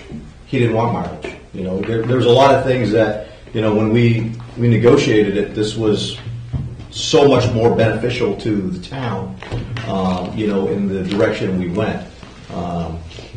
So, we are saving quite a bit of money when it comes to that, and also saving money on issuing summonses. If you look at it, there was a provision for every time you issue a summons, that, not him, but the prior ones, that we have to pay them a certain amount of money, which I thought was asinine, but that just doesn't seem right. Yeah, I just want to make sure we understand our liability, right? So the liabilities I'm talking about is like paid time off and workman's comp. If he does get hurt on the job, is it our responsibility? Is it his responsibility? It would just be good to know. I don't care if we pay him an IOU. I really do not care how we pay him. He's doing a really good job. I like to be flexible. I just want to understand what our liability is in this situation. That's it. I don't think it's more less of a budget thing than anything. Can a lawyer just tell us how it should be done? Well, if he is technically a part-time salaried employee of the town, that's defined by charter. Am I simplifying it too much, Jacob? There is such thing. Salary part-time. Usually salary means 80 hours a week and paid for 40. Well, yeah, salary less than traditional full work week. Once again, I think we're getting ourselves into a tizzy here by semantics. Honestly, I'm I'm not an expert at it all, but I think it's a lot easier than what we're making it. Should we check with the lawyer for liability purposes? For that specific scenario that Eric's kind of talking about? If he gets hurt on the job?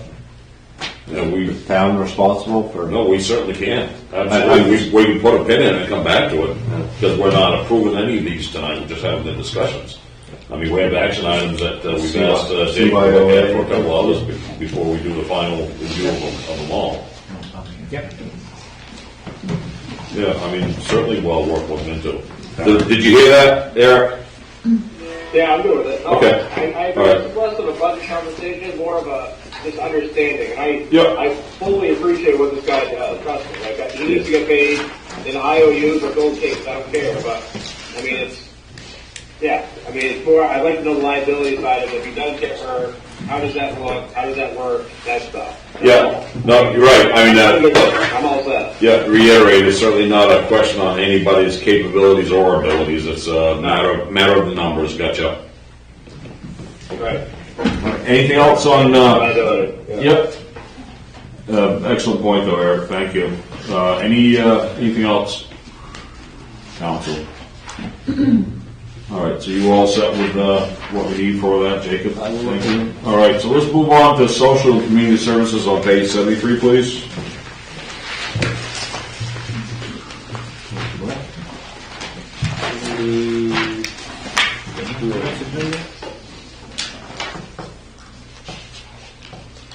I think really the only change that I made on this is removing the $1,000 for the HVAC. Did you sneak that thing on us? I can see So it's just page 73 and 74. just 73. Just 73. Okay. All right.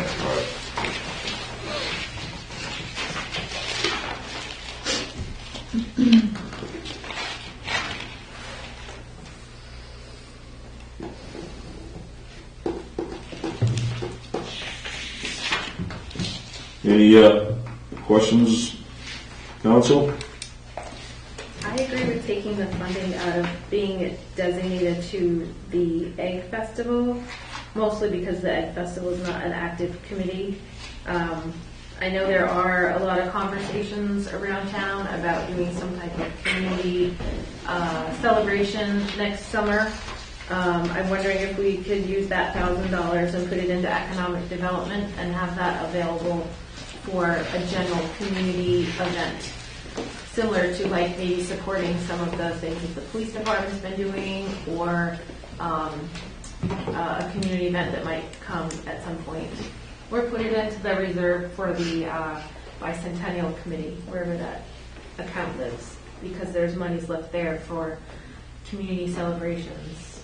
That's a good question. I don't know if we know exactly what that is, but I think that's probably in the same kind of limbo that this may be. So you're I would say keep the $1,000 for community celebrations of some kind, and not dedicate it to the Egg Festival per se. And I don't know if economic development would give it the most flexibility for use as the and then the council can figure out how to dispense with that as needed as opportunities come throughout the year. So if we kept it under the social community services for the intent of what it was, make another category? I mean, I think we leave the Egg Festival in. I don't think it's going to come back. We may have an opportunity. Something that I've been proponent of is, a farm festival. It's that type of thing. Using the cheese festival as an anchor and start working on that. That's just something, another talk for another time. I mean, we'd certainly change that to festival or community festival. Something like that. If you look at the historicals, you haven't spent over $7,500, so I actually think it's too high in general. Where are you at? I think budgets are for plans. They're not for what ifs. I mean, if somebody wants to present a plan and wants to come up with something and wants to have it ready for this budget season, then we put $1,000 in there for it if that's the request. Right. But I don't see us just starting to Keep them in there for take money away from things that could happen. So to your point, this kind of discussion would be something that we would discuss for 2025. That's correct. This time next year, talk about that. That's correct. I think so. Well, do we require the Historical Society and the Senior Citizens Group to give us a plan, and the Drift Busters give us a plan of what they want to do? That's something that's been, every year there's always been something involved with that. You're talking about setting something new. That hasn't been defined, hasn't been discussed, hasn't been outlined. And it hasn't been used in the last 6 years. Right, well, it hasn't been, well, talking specifically of Heather's suggestion of, keeping it just in case something comes up. All right, well, You know- figure it out then. Why hasn't that Drift Busters? Just out of What is that 5585 line? Is that where the registrations used to pour through the town and then get allocated to the club? Or is that the money we get from the state for that? Do you know that, Jacob? It's not the No, we pass-through do. from the state. That's like $20,000. Yeah. That's like a grant that you get 70% of what you put in for, you get 70% back. Right, you were talking, you brought this up a couple meetings ago about the, was it $300 or $400 that we normally had put in there? I would say that the Historical Society, the Senior Citizens, and the Snowmobile Club were yearly appropriations that the town just built into their budget. There used to be more. There used to be more community services, and there was like some clinics in Bangor. These are Those have the, slowly been taken off. yeah, like when there were, the community action partners, or all the organizations, Lifelight. There are a lot of organizations that send requests to municipalities for funding, and I think that's where all of these used to live. And I'm guessing that these are just the ones that have survived the cuts over the years. Yeah, so I remember starting out here, there was a list of 14 or 15 or 16 different things, the Christmas Club, there, some things that haven't existed for years. So, if we asked the question, I'm sure Jacob would work with us on this. If we look at 2021, those are actuals. So there was actually something done to each one of these three line items. So I guess we can look at that and see what that was. Historical Society has had money every year. Senior Citizens haven't. Drift Busters Snowmobile Club haven't. I guess if would that information be readily available? As to what those expenses Yeah, are. for 2021. We can. Because if we can define what those costs were, we can justify either keeping it in for that amount or saying, or doing something different. Yeah. Does that sound reasonable? Yeah, I mean, otherwise, just kind of build the fund. Yeah. Otherwise, you just keep rubber stamping. Right. I mean, something like this, yeah, it's a small line item. However, if we start looking at all line items this way, next year is going to be easier. Next year is going to be easier. By easier, more reasonable. Absolutely. More reasonableer, whichever way you want I to love look. that one. I like that one. It's gonna be fiscally logical. How about that one? Yeah. So what is my direction on the Big Festival line?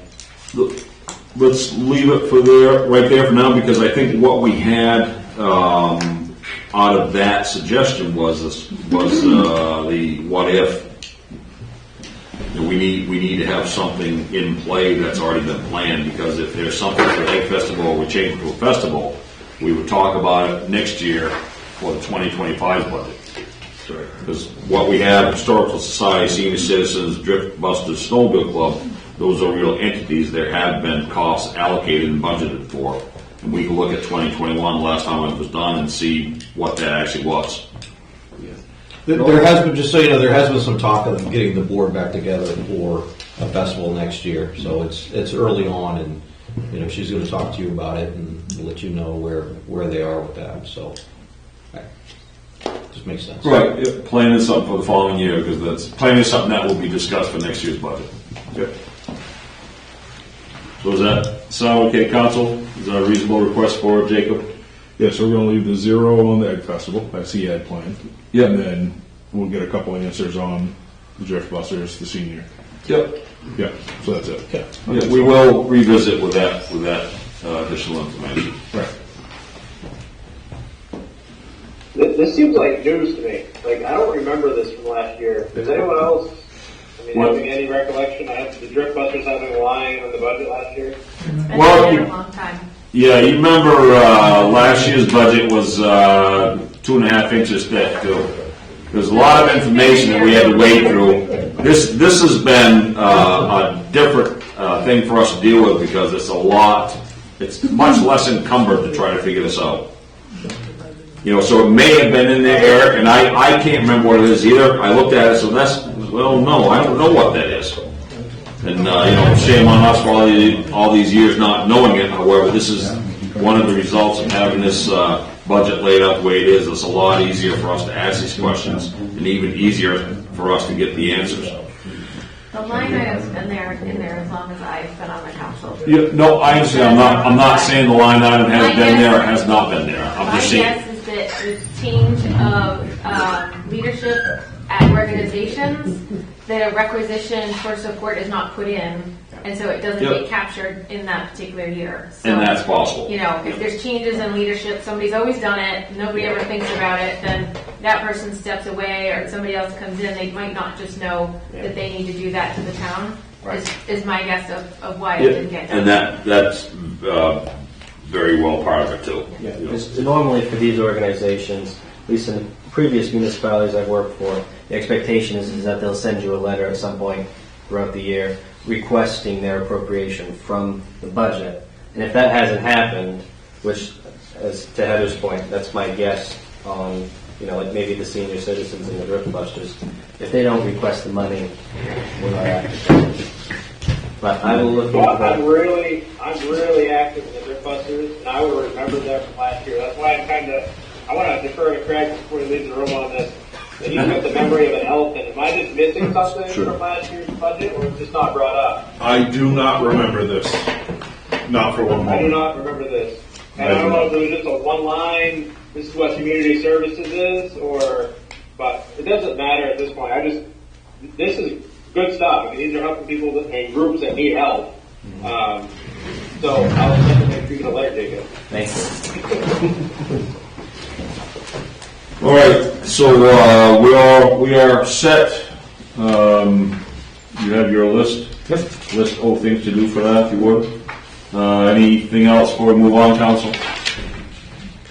All right, so let's move to water on page 80, please. Apologies to the water department. And sewer department too.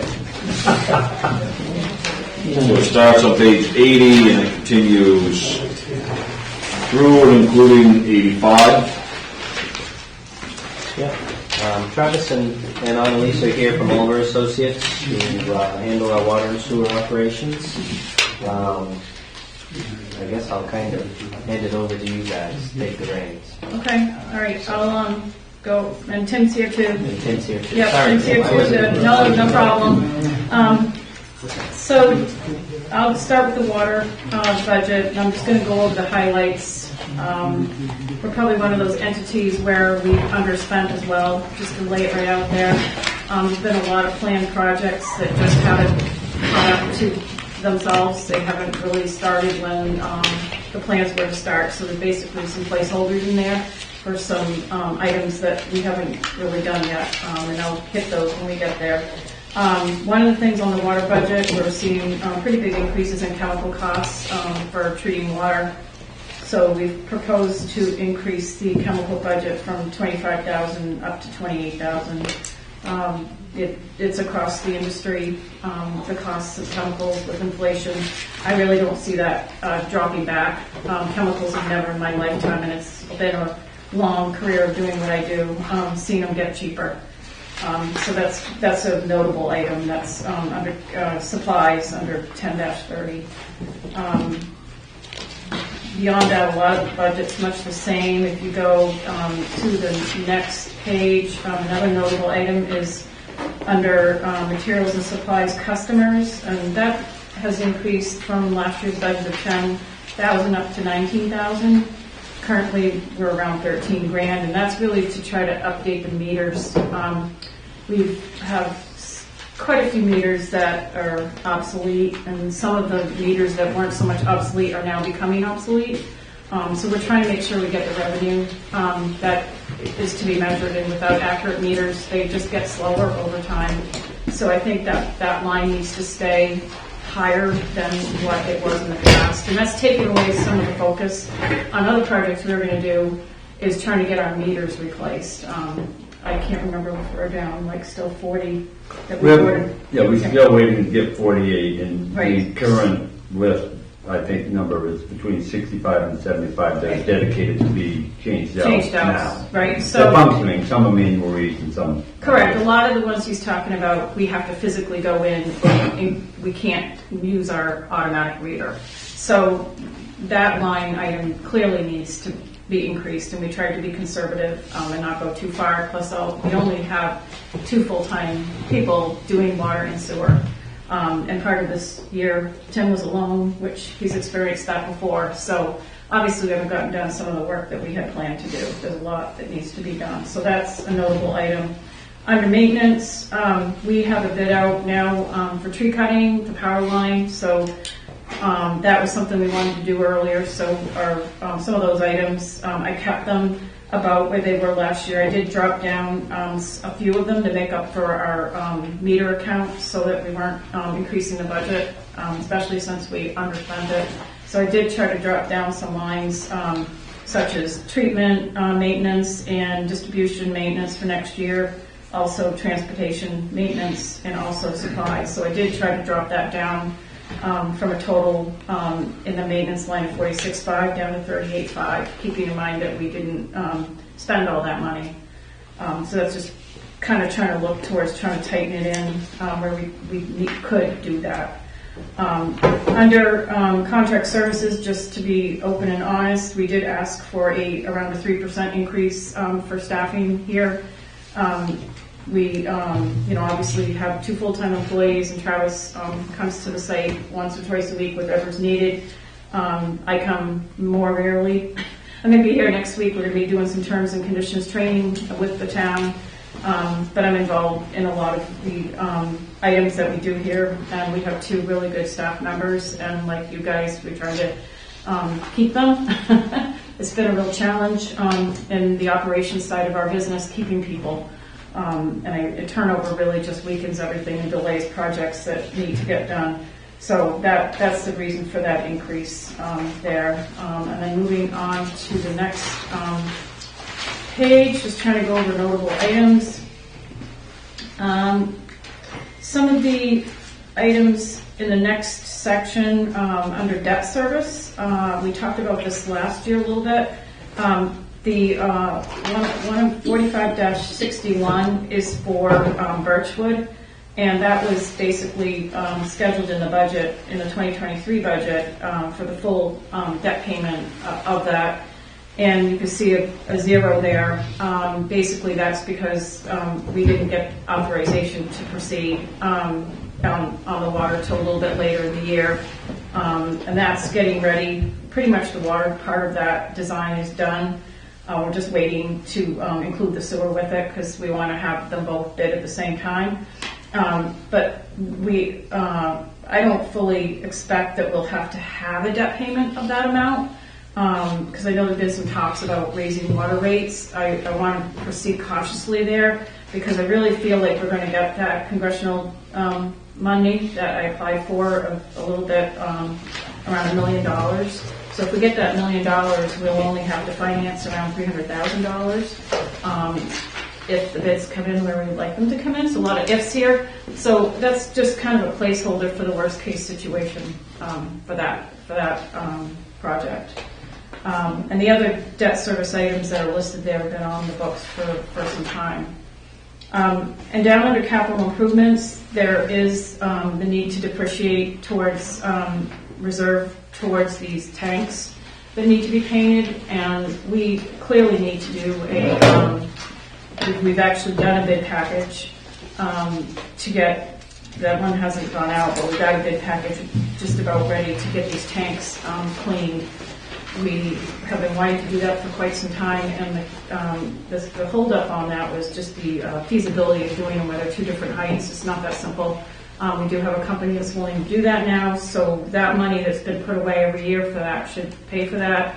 Well, it'll easily pay for that, but then we're going to have to pay again next. So there's going to be some work that comes out of that. So that money, I've just left that the same. We haven't, if the budget for some reason doesn't show it spent, I don't know how that works. I'm not an accountant, but that money does get reserved. I know there's money in the standpipe reserve. And then there's just capital projects to keep the system going. That's always in the placeholder. I'm trying to see if there's anything else before you guys ask questions. Depreciation also is one of those things, when you look at this budget expense, it doesn't show added back into the totals at the bottom.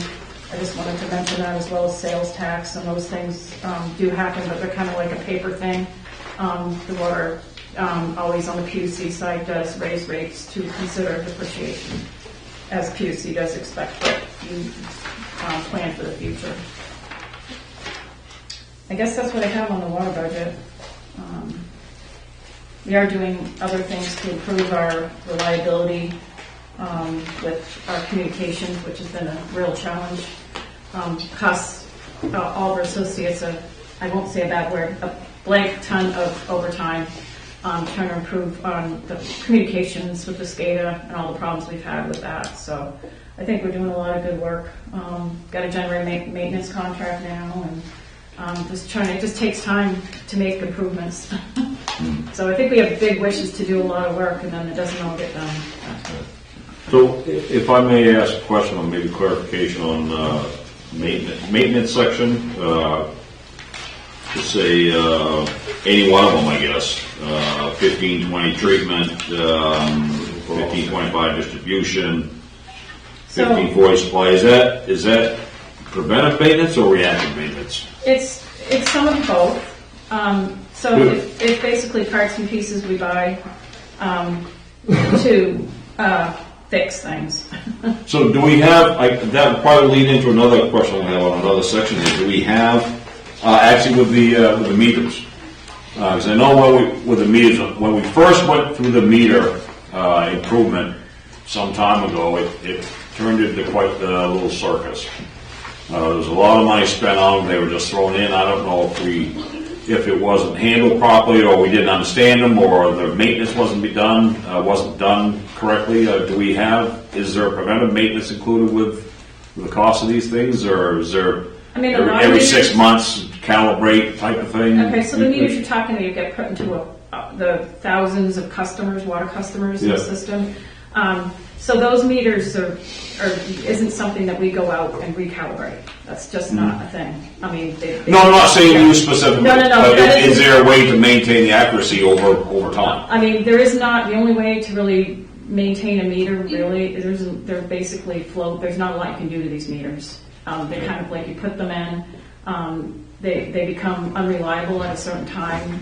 This particular brand was picked by other people. I don't know the reason for them. They all have their good and bad points. Right. So I don't want to judge these meters, but they do have a lifespan with batteries and the. So the really long way you can tell is the historical data. You go 5 years, you're X amount, then the next year you're X minus factor of 3. All meters. To be honest with you, the meters themselves are not really the issue per se.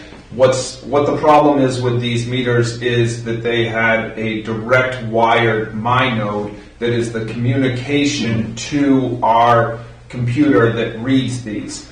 The newer meters that we're now installing have a connection that allows us to disconnect the MyNode from the meter, leaving the meter installed and just replacing the MyNode, because I would say, and Tim is our boots on the ground, he's literally the guy that's changing these out, but 90 to 95% of the meters that we're changing out are because of faulty MyNodes, not because of faulty meters themselves. Right. So to answer your question, Mr. Mayor, we have, and they have, Mueller has sort of updated. They realized and they took the customer feedback that, hey, we're changing out an entire unit. when really the only thing that's wrong is the radio transmitter here. So we now have the ability to replace a meter that can be disconnected, and we're not having to change out an entire unit, just the radio broadcaster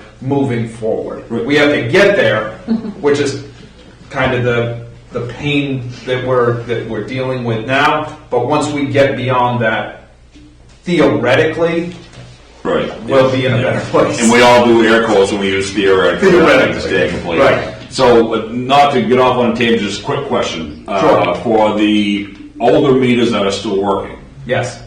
can those be used with this new radio transmitter? Or did the whole meter have to be changed? The whole meter has to be changed because of the interface way that is it's correct. the interface and the way that it's wired in.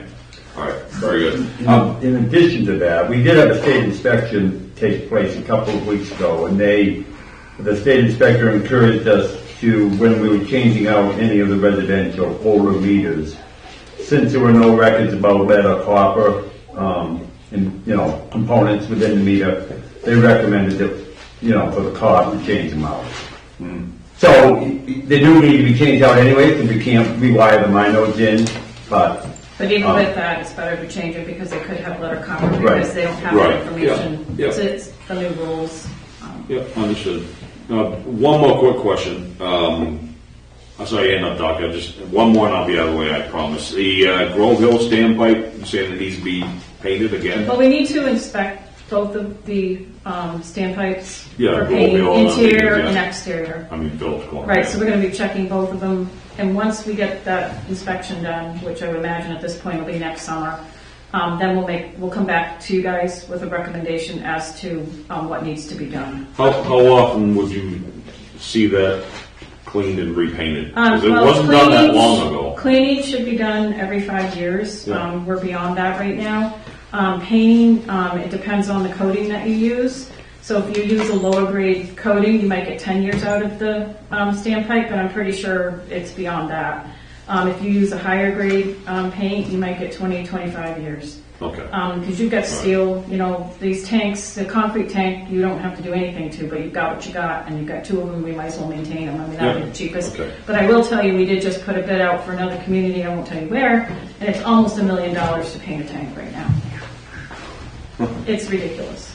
Easy. So I'm not happy with that. It's not that far from here, so it's not like it's a bad bidding climate, but nobody wanted to do it, so.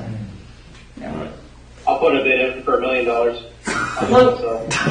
we're going to be probably, I'm not, this is a public meeting, never mind. $998. So I have a question in general on this budget. I mean, again, we go back to historical spend, we go back to this year. I mean, we're not even really close. Like, was it 300,000 off? Right.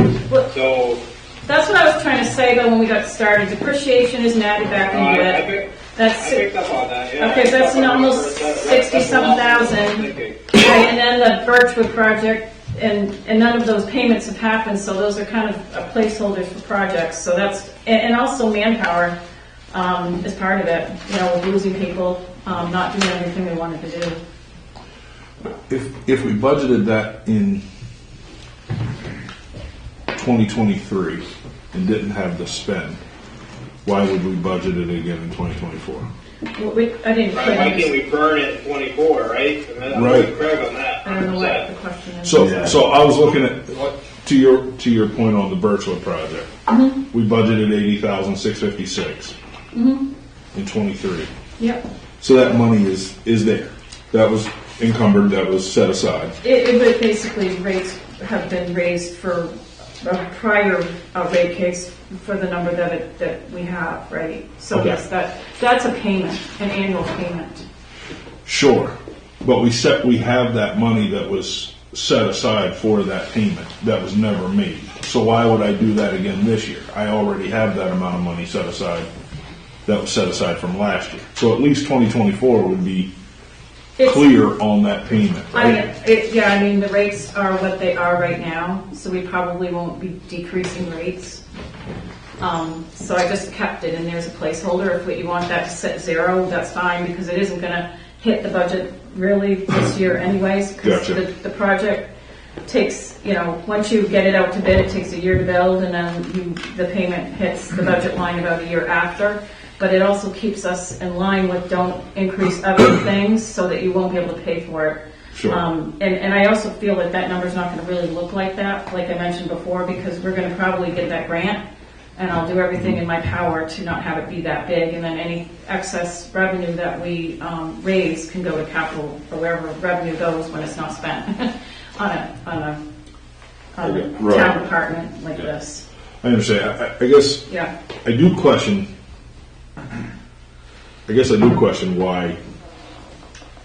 why are rates where they are.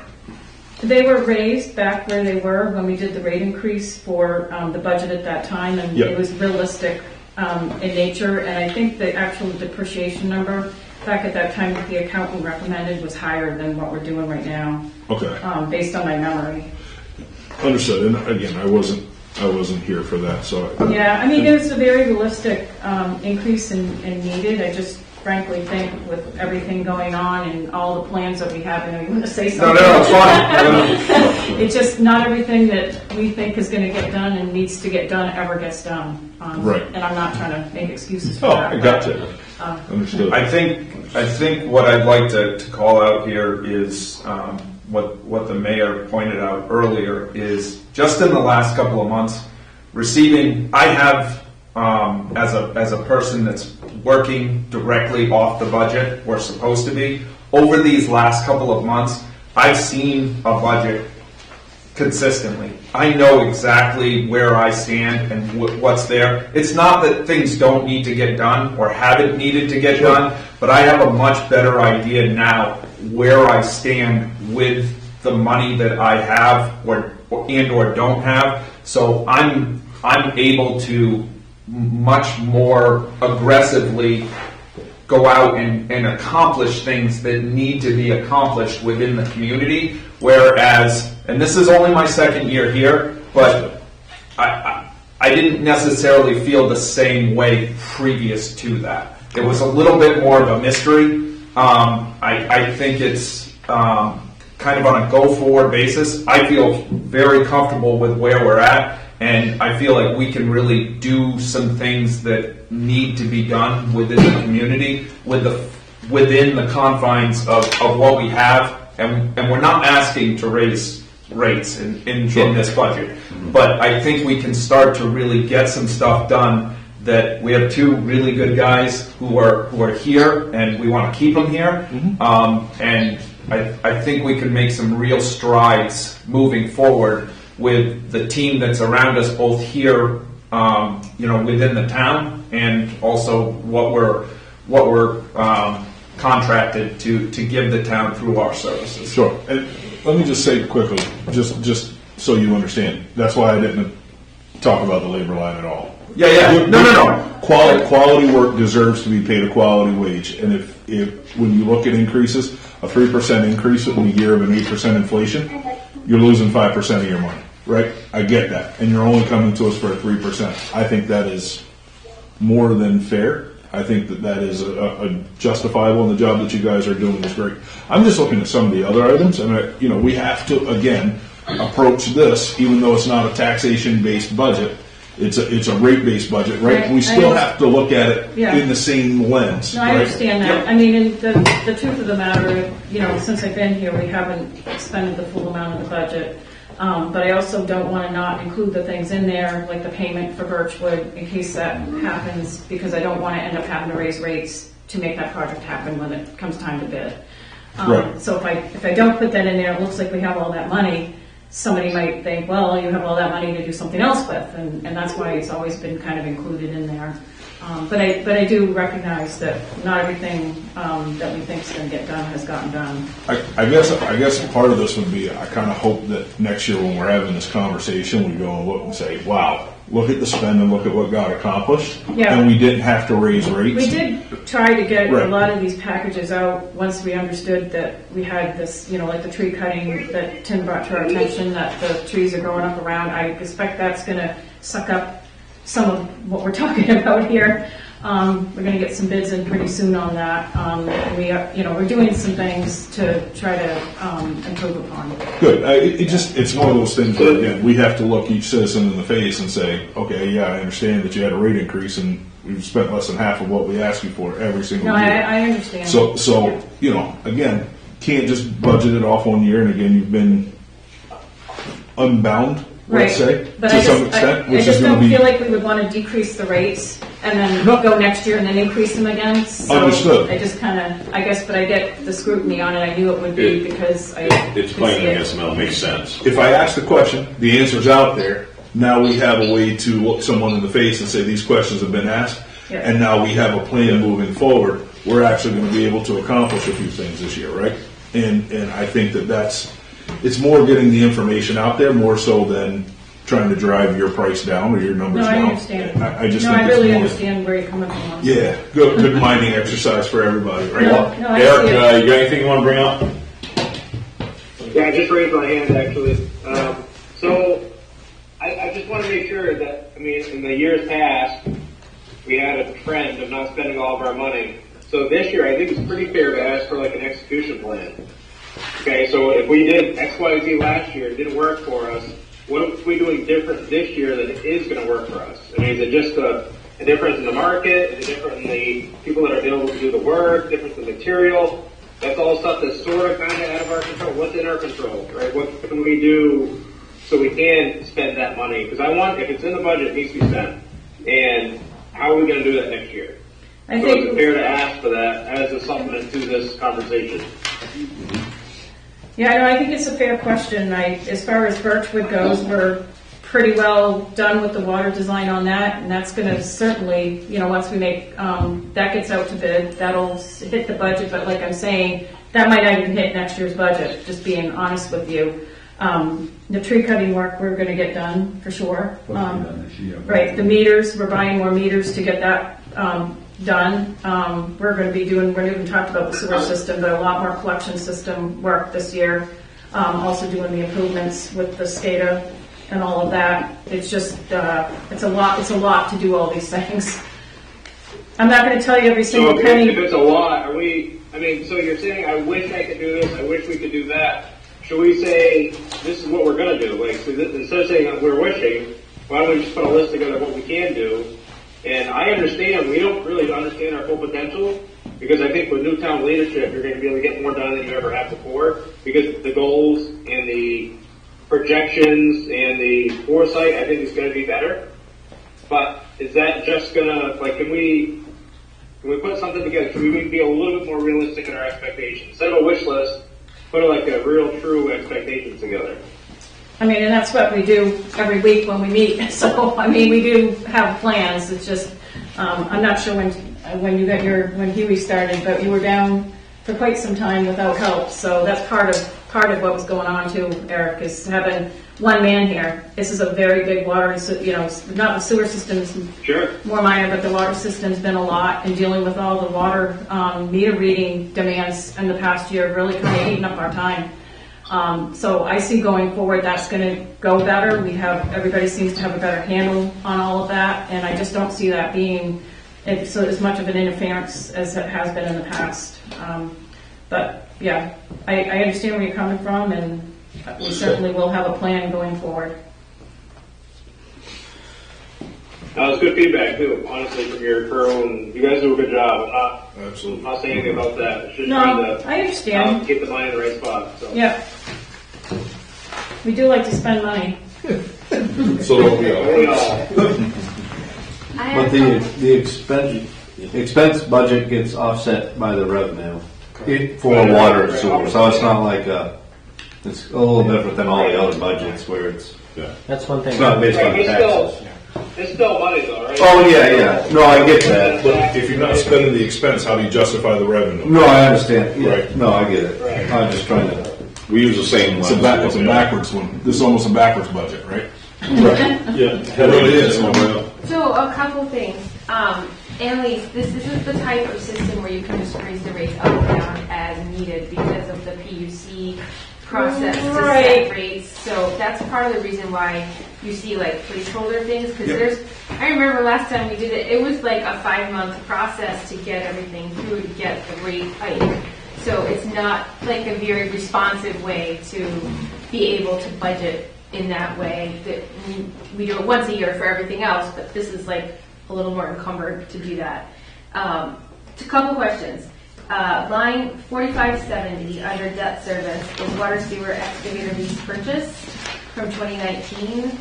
Is this the excavator that we just decided to sell? It was also truck. There's more to it in there. If you go, it's not just that. It was other items within that budget line. There's an explanation in an older. I can read to you what is supposed to be. I'm just wondering if that needs to change, because was it debt? It's a debt service, so it was like the water sewer portion, or this is the water. It was water portion of the water sewer portion of, yeah, hang for on. that. But we're not going to have that piece of equipment because we're putting it up for sale. So that loan will go away, but then you'll have to replace It was the the- use of that by renting. Right, it's really the truck lease purchase of the 2020 Chevy truck, half shared with sewer. So it's not. It's just a an labeling excavator. thing, right? It's a truck purchase. Okay. All right. And then, so that's just the payments each year for that. Yeah, it was the 2020 Chevy truck. And Yes. is there like 3 more years on that then? Was it like a 6-year It was before. or something? I don't know how many payments. I do know we did on our capital thing, which is a capital thing, put a request for the future for the other trucks, so Okay. it's, And then the Waverly 2010 line 4565. Yep. It's budgeted 27,540. Those are actual debt service payments. But it's Yes. only at 33 and change this year. So does that mean that that payment just hasn't been made? Does it get made at the end? Do all these payments get made at the end of the year to those amounts without the Birchwood, the new bond, 2021? that's not in there Everything yet. else is already like committed and in process. So those are payments we're expecting to make. They just haven't reflected here yet. Correct, and Not to interrupt you, No, a go lot of our ahead. debt service payments are November payments. So this isn't in Which here would because be this was like reflected. October. Yeah. So this amounts here, like this bottom line of $217,000 for the budget isn't accurate because those payments have gone through probably. And is the $80,656 for the Birchwood Terrace project, is that an example of something that can get rolled over, or do we even need to worry about that? Because it's an enterprise budget, does the revenue that comes into that budget stay within that and is held aside? It doesn't go into the general fund. They have their own fund balance. So you have your own fund balances, and that just means that when you do get to do a project, you have the funds. It's you can almost- use those monies if, You could appropriate it through the budgeting process to use those funds from the general fund of the water sewer, or those things. So yes, people, the ratepayers are paying ahead for these projects that are going to get done one way or another. And if we don't get the federal grant for some reason, there's $80,000 already set aside for that project. Another $80,000 this year is $160,000. So, I mean, yeah, it's uncomfortable to be like, oh, people paid $80,000 more. How many ratepayers are there in Pittsfield? Like 1,400. 1,400? Just under 14. Just Yeah. under 14. Yeah. So, I don't know, what is that, $80 a piece or something? Those fund balances will be included Not in the general fund, though.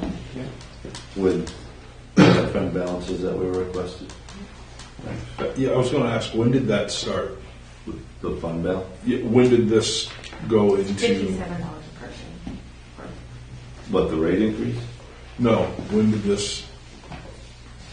the revenue begin staying inside the enterprise fund That's for the the way water it's set sewer? up, I think. I think it always has to be that way. Yeah. Because if it's raised by Balance rates, different. it should not go to the general. It doesn't go to So, general I fund. mean, I'm looking at $1 million in there in 4 years, right? Give or Well, we had a take. rate increase in what, No, no, 2022 or something? Yeah. But yeah, That roughly, long. yeah, I mean, roughly, yeah. Not that long ago, we did the rate increase. But yeah, there'll be a lot of And money sitting there. right, the depreciation, part of it gets looked at. Yeah, I don't have, I guess, I should pull this and look at what the budget was and how much of a over, I mean, because,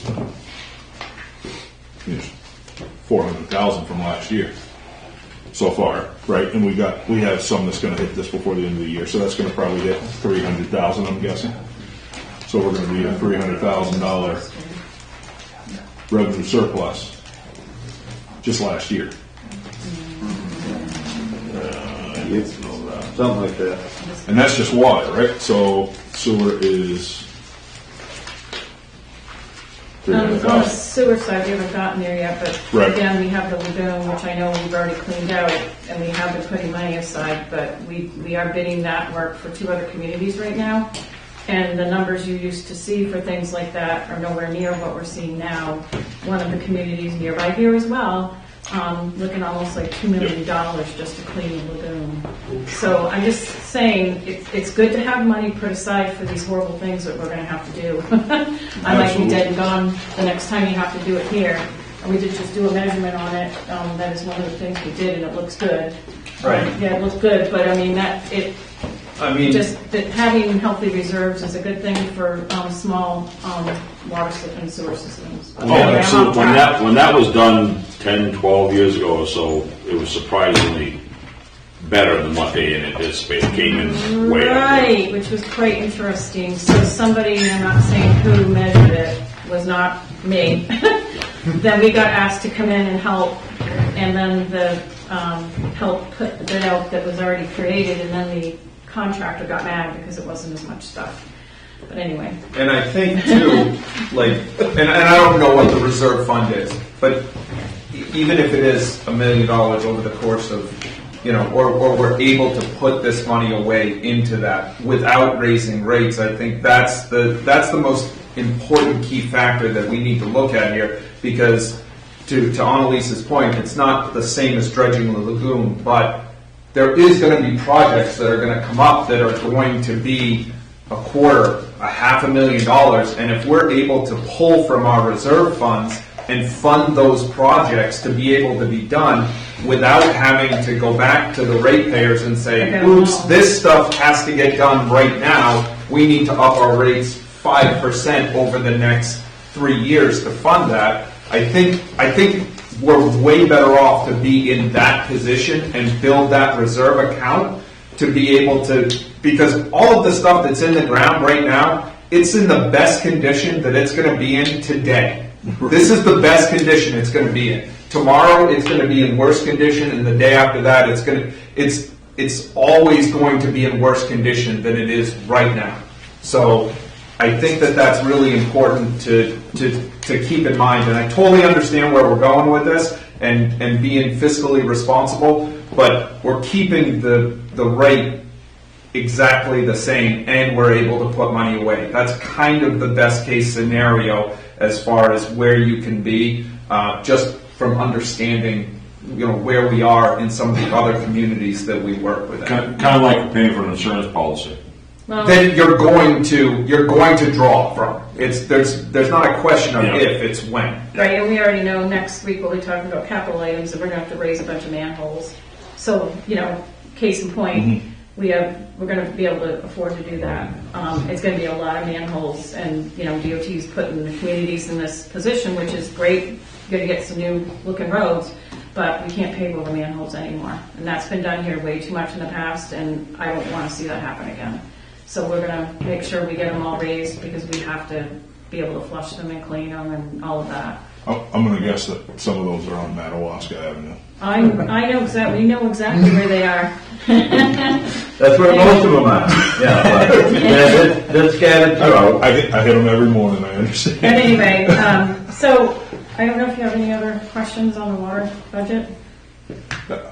I think a lot of my questions, just to be clear, isn't necessarily a reflection on the job that you guys are doing. we don't, yeah. There's nothing, I mean, I completely understand where you guys are I don't coming know that from. we've had the visibility necessarily to the fund balances that we should have in years past, and just understanding where we are, right? Because when you're able to express that vision that you just did, right, then you can understand why we're building balances. But when I look at this just purely on a piece of paper and say, hold on a minute, I get that it takes 3 months to revise a number, but if I just continue to pay more out of my pocket just so that we eventually might do something, it starts to become like a why are we doing this exercise? No, I agree. But hearing your vision, understanding where you're coming from, that's great. And again, this is just trying to draw that stuff out. And I think we've got the tools ourselves as council to be able to sell it to anyone that wants to talk to us about it.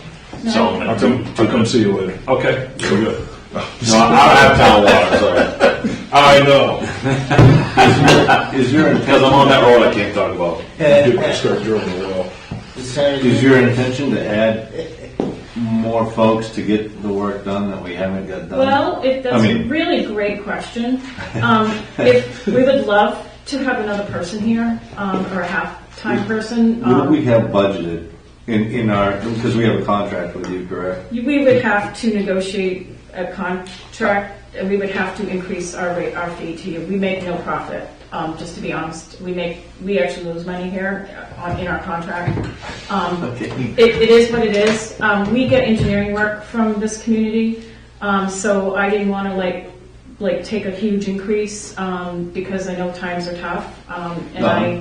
I guess if I knew how fluent the budget was before I did my, I'm teasing, but there's no room in our current budget for another person. So is it just you, Tim? It's Tim and Huey, full-time, 2 full-time gentlemen that are here. He joined us. And that's within our contract. He came about halfway through the year. It's for 2, I mean, the contract it's for 2 folks, but there's a lot of kind of behind the scenes things that happen along with that. Right, there's the 2 full-time staff members, and then there's some time in there for Travis, helping, and myself, which is less because I do many other things, so I don't really have to fit into any particular budget. Then there's all their insurance and their training, clothing, things like that. Insurance, So to that point, if I can ask 2 questions. One, realistically, how much of their time is spent reading meters versus, with just the 2 primary, versus being able to exercise improvements and maintenance? I think that would be a variable question. Do we have, with just 2 budgeted, do we have enough time to actually start to look at these maintenance projects that we're looking at, that we're talking about being able to do? And if not, if the realistic number isn't 80,000 on the Hamilton project, maybe it's 40,000. To your point, maybe it's only a $300,000 spend out of our budget. Would we be better off to move that money to your wage line and renegotiate that, and you would come back to us before we secure this budget and say, hey, we think more realistic numbers instead of in placeholders are actually, we can save you money here, here, and here, but with an additional wage or labor, right, we can accomplish these projects that we've been talking about for years. We don't spend any more money, we don't increase budget, but we just have more realistic and budgeted line items. If they can get a person. Yeah, well, I think it's Understood. like kind of a 2-part thought process question. So here we're coming to winter time, and you can shut me off if you want to, and say one on either side. But wintertime is a little slower in the utility world. I mean, you may disagree because we have how many hydrants that we have to shovel? We have enough. So, I mean, it probably is realistic for a water system this size. Calais is a similar, I will use Calais for an example. I run Calais Water and Sewer. Okay. We have about 1,200 customers there. We have 3 people in each department. We have 3 sewer guys and 3 water guys. But in Calais, we have 12 pump stations. The water system is a bit more complicated. But yeah, I mean, we could definitely use another person here. I mean, probably would agree, especially in the summertime, we can't get to everything we need to do. It isn't just the meters. No. It's people buying bulk water, it's shoveling fire hydrants and, you Or know. trimming in the. Trimming fire hydrants and painting fire hydrants. I mean, I could go on, but we tried to fit into your budget. I mean, when we came here, there was some controversy over the contract ops idea, so we actually brought a little bit more to the table. So I think long term, maybe it'd be something to think about, for sure. I don't know how to. I mean, that's what I was going to But say. yes, get somebody, I get that too. I mean, my goal is to get stuff done, and if it requires hiring another person or paying a little more money to get that person on board, I mean, I think we. What need to start I guess I would, and I'm sorry. No, you're good. And it's a great idea. Like, sure, you have this idea, you take this and you plug it in, and it all works. And it's unfortunately life's a lot more messy than that. But Absolutely. what I think would be a good idea is we're also working a lot. We're working very closely with the town office staff to. Work through a lot of these meter readings and the issues that we've had in the past, and I'm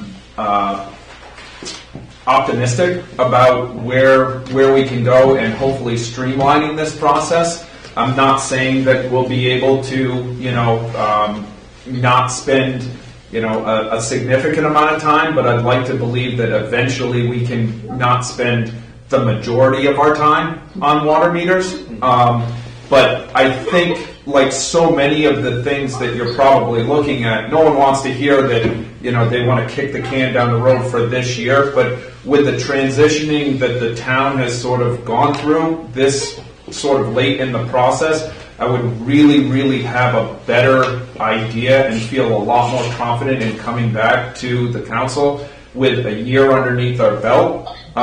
With this new regime and say, okay, I feel confidently, based on the last 14 to 16 months, that this is what we can do with an extra person, or these are the jobs that we feel confident now, that we can get done within this next budget cycle. So I'm super excited about the fact that that you have as much desire and energy to get stuff done as we do. I just don't want to come off half-cocked, and I want to really have a good idea of and be able to deliver on any promises that we're going to be asking. Well, I just think, and I agree and I appreciate that 100%. I think that's a phenomenal response. I thank you. I just think that if we are continuing to ask you to dig a trench and handing you a spoon, what are we doing here, right? What are we doing? We're asking them. They understand the scope of work. We're asking them as the experts to tell us what you can and can't do.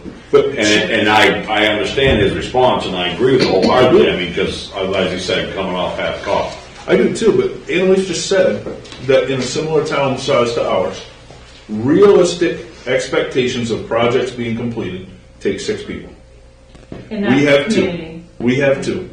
This treatment plant here is pretty. If you came to me and asked for passive, 4 to be additional clear. people this year, if you came to me and asked me for 4 different additional people this year, I'd say, oh, hold on a minute, right? I wouldn't do that. Right, exactly. I But think one would be beneficial. if you said we can pull 10 from here, 10 from here, 15 from here, Yeah. and get you an extra person, and then no longer does our plan become hope, but our plan becomes. I could make it work. I could make the budget stay flat with another person. The other good point that I would like to make, and we're not contradicting each other. No. This is us. We both have opinions. Is we have, I mean, obviously Tim at some point is going to want to retire, right? He knows a lot. When he's on vacation, we got one guy here. When he was on vacation, we got one guy here, and that just isn't sustainable.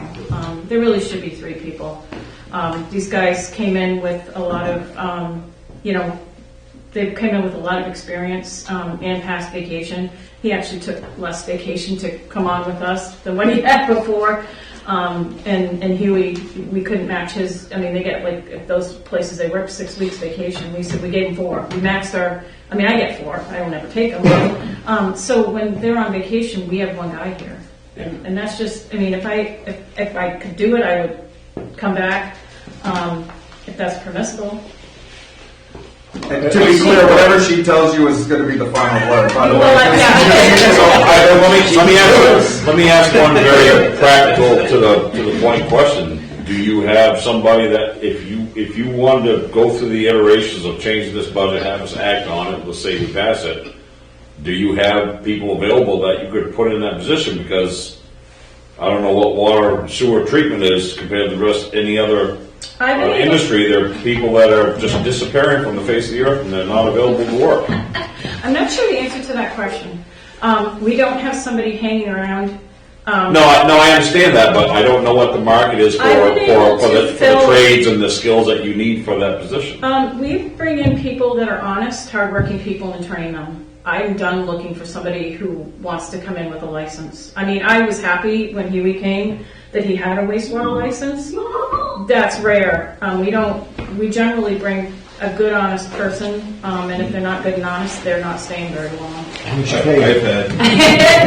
We don't have a $10,000 bonus, to be clear. We don't have that. 4 weeks of vacation? So If you already have that, let me be clear. So that's luck with apprenticeship programs.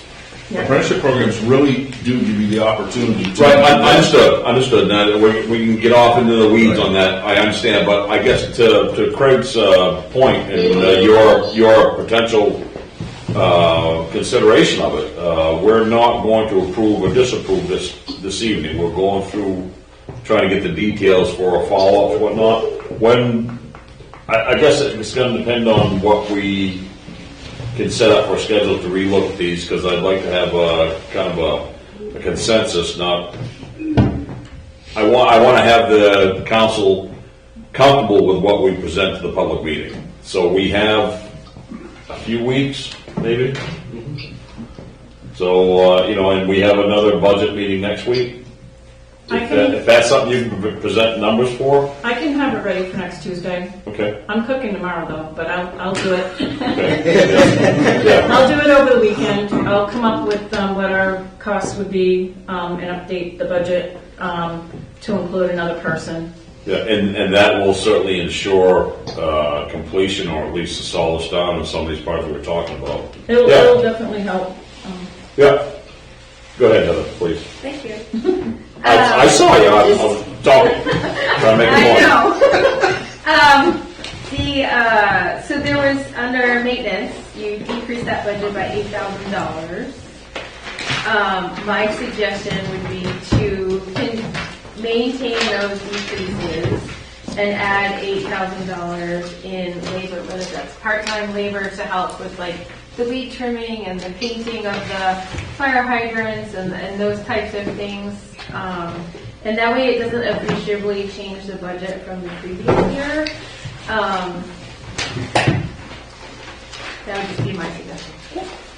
So basically you're saying to add the money that I took out of maintenance to hire in addition to the third person we're going to hire? No. Okay. Use that So I'll move it over to third there. person Gotcha. pool. I'll take a look at a couple lines to make that work, because obviously it's going to take quite a bit more than the $8,000 to hire a person. Right. And whether it's a full time or a part time or whatever, maybe it's part time for 1 year and see how it It's goes, and then hard full time. to get a part-time person. It is. I struggled with that worse than anything. Yeah. So we would probably go with full-time. We've had really good luck hiring people who just, like I hired a meat cutter. I mean, he was making minimum wage and paid him a decent living rate and had great luck with him. I have all kinds of examples of that, of how we've helped people's lives by that. Absolutely. So, Okay. So, will you have something that we can chew on next Tuesday? Besides leftovers? yes. There'll be no leftovers in my house. But yes. I think you said you'd do the cooking. But if it helps smooth the process, we'll bring as many leftovers as you'd like to have. It will. Fantastic. Done. And one more question: do you have description work just on the sewer side and just on the water side? No, not Or would here. there be room to have Is somebody? These guys are to Everything. do both. You do everything. They do everything. Okay. Yes. So there could be some room in this budget and some room in the other budget. Correct. Yes. But we don't, I mean, to be frank with you, and that's what I want to be, the sewer budget really doesn't, I mean, we can split it, because we decided in the beginning, it's just a lot easier to split the two. Yes. So we can just do that. Yeah. It's really the water side that has the huge demands. Although the collection system, it needs some work, so. All right, maybe we can segue into that. Are we all set with this for now? Yeah. All right, so let's move on to sewer on page 86, please. Okay, on sewer, hit some of the high points. Under contract services, the line item 25-05, we're asking for $36,000, and at this point we only spent $19,000. But that line is for collection system maintenance and telemetry improvements, and those types of things are something that we're really focusing on right now. So I kept that line. It's about the same as the budget year before, and we have spent quite a bit in that line over the history of the contract. And again, under contract operations, that's that same split that you saw in the water budget, where we increased it by just a little bit over 3% to cover wages. And if you go down, it's really nothing real notable. If you go down to the 45-61, it says new bond added 2021. What that really is Birchwood, and that $21,557 is only interest. So if what you guys got for Birchwood and Honeywell through the bond bank is a strict no grant loan, so your payments for those projects will be far higher than that. Just so you know, so that's just an interest number. But I didn't change it because I know there's some extra room in this budget, and that interest number at worst case will hit this year, and that's all it's going to hit. So it didn't seem pertinent to me to change it to the loan amount, but that's just the first interest payment. And same with Honeywell, which is the 45-62. That's the Honeywell, and that has nothing happened with that yet. It is $13,000, just interest only. I don't think either one will really hit this budget, but I kept them there. They were there last year, but that they won't hit until a little bit later on. So it's important to have those placeholders and understand that that won't pay the payment. So the sewer budget is going to get sucked up by those payments pretty readily. Just to point that out. Other than that, I do want to point out the bottom line does not include depreciation. It doesn't include some of the interest that's due this year, general liability, or one of the any of the payments. So that part of one of the payments on 45-60, which is the sludge payment, and that's the sewer and all the work we did back probably about 15 years ago. That full amount hasn't been pulled out of the budget. So if you add all of that back in and look at what we'd spend to the end of the year, we're in the $400,000 or so expense to date at the end of the year. If everything's pulled out of it and shown, I just wanted to point that out. So.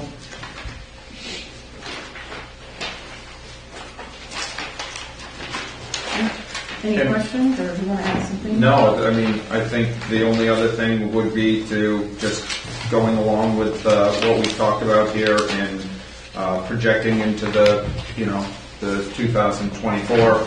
If we are realistically talking about bringing a third person on, we're going to have more manpower to get more things done. So, things that haven't maybe gotten done in the past that have been reflected in previous years, I'd like to keep that budget the same with the idea that some of those things, to Councilor's points, start to happen, and which takes the funds to do that. I think you'll see that the group here is more so, yes, we want a fiscally conservative budget, right? And we want to make cuts where they make sense. But also, we want to make improvements. And we want to continually to put the money in the right places. And I think that the work that you guys need to do is the right place, right? And I just want to see you be given the tools that you need, the excavator instead of a spoon, right? And or at least a tablespoon instead of a teaspoon, right? And say, hey, Baby steps, right? That's right, baby steps. But no, I think you guys do a great job here, and I think that you've been great stewards of the town and of the money that you're given. I just think, when you make a comment to me that you lose money on our contract, it doesn't make sense to me. Well, I mean, I understand investments. Understand. Yeah, I mean, we do get design work from the community, and we try to fit into a budget, and not make it difficult, I guess. At the same time, just speaking purely as an operator, and somebody that, does this as a career and really cares about what I'm doing, it's pretty awesome to sit in a room, surrounded by people who are really in charge of what I get to do and how I get to accomplish that and have that support. So, I get maybe what that comes off and sounds like, but it is genuine, and I do certainly appreciate it. So, thank you very much. Awesome. So anything, discussions on the sewer end of things, folks? On the south end? Nobody wants to talk about the sewer.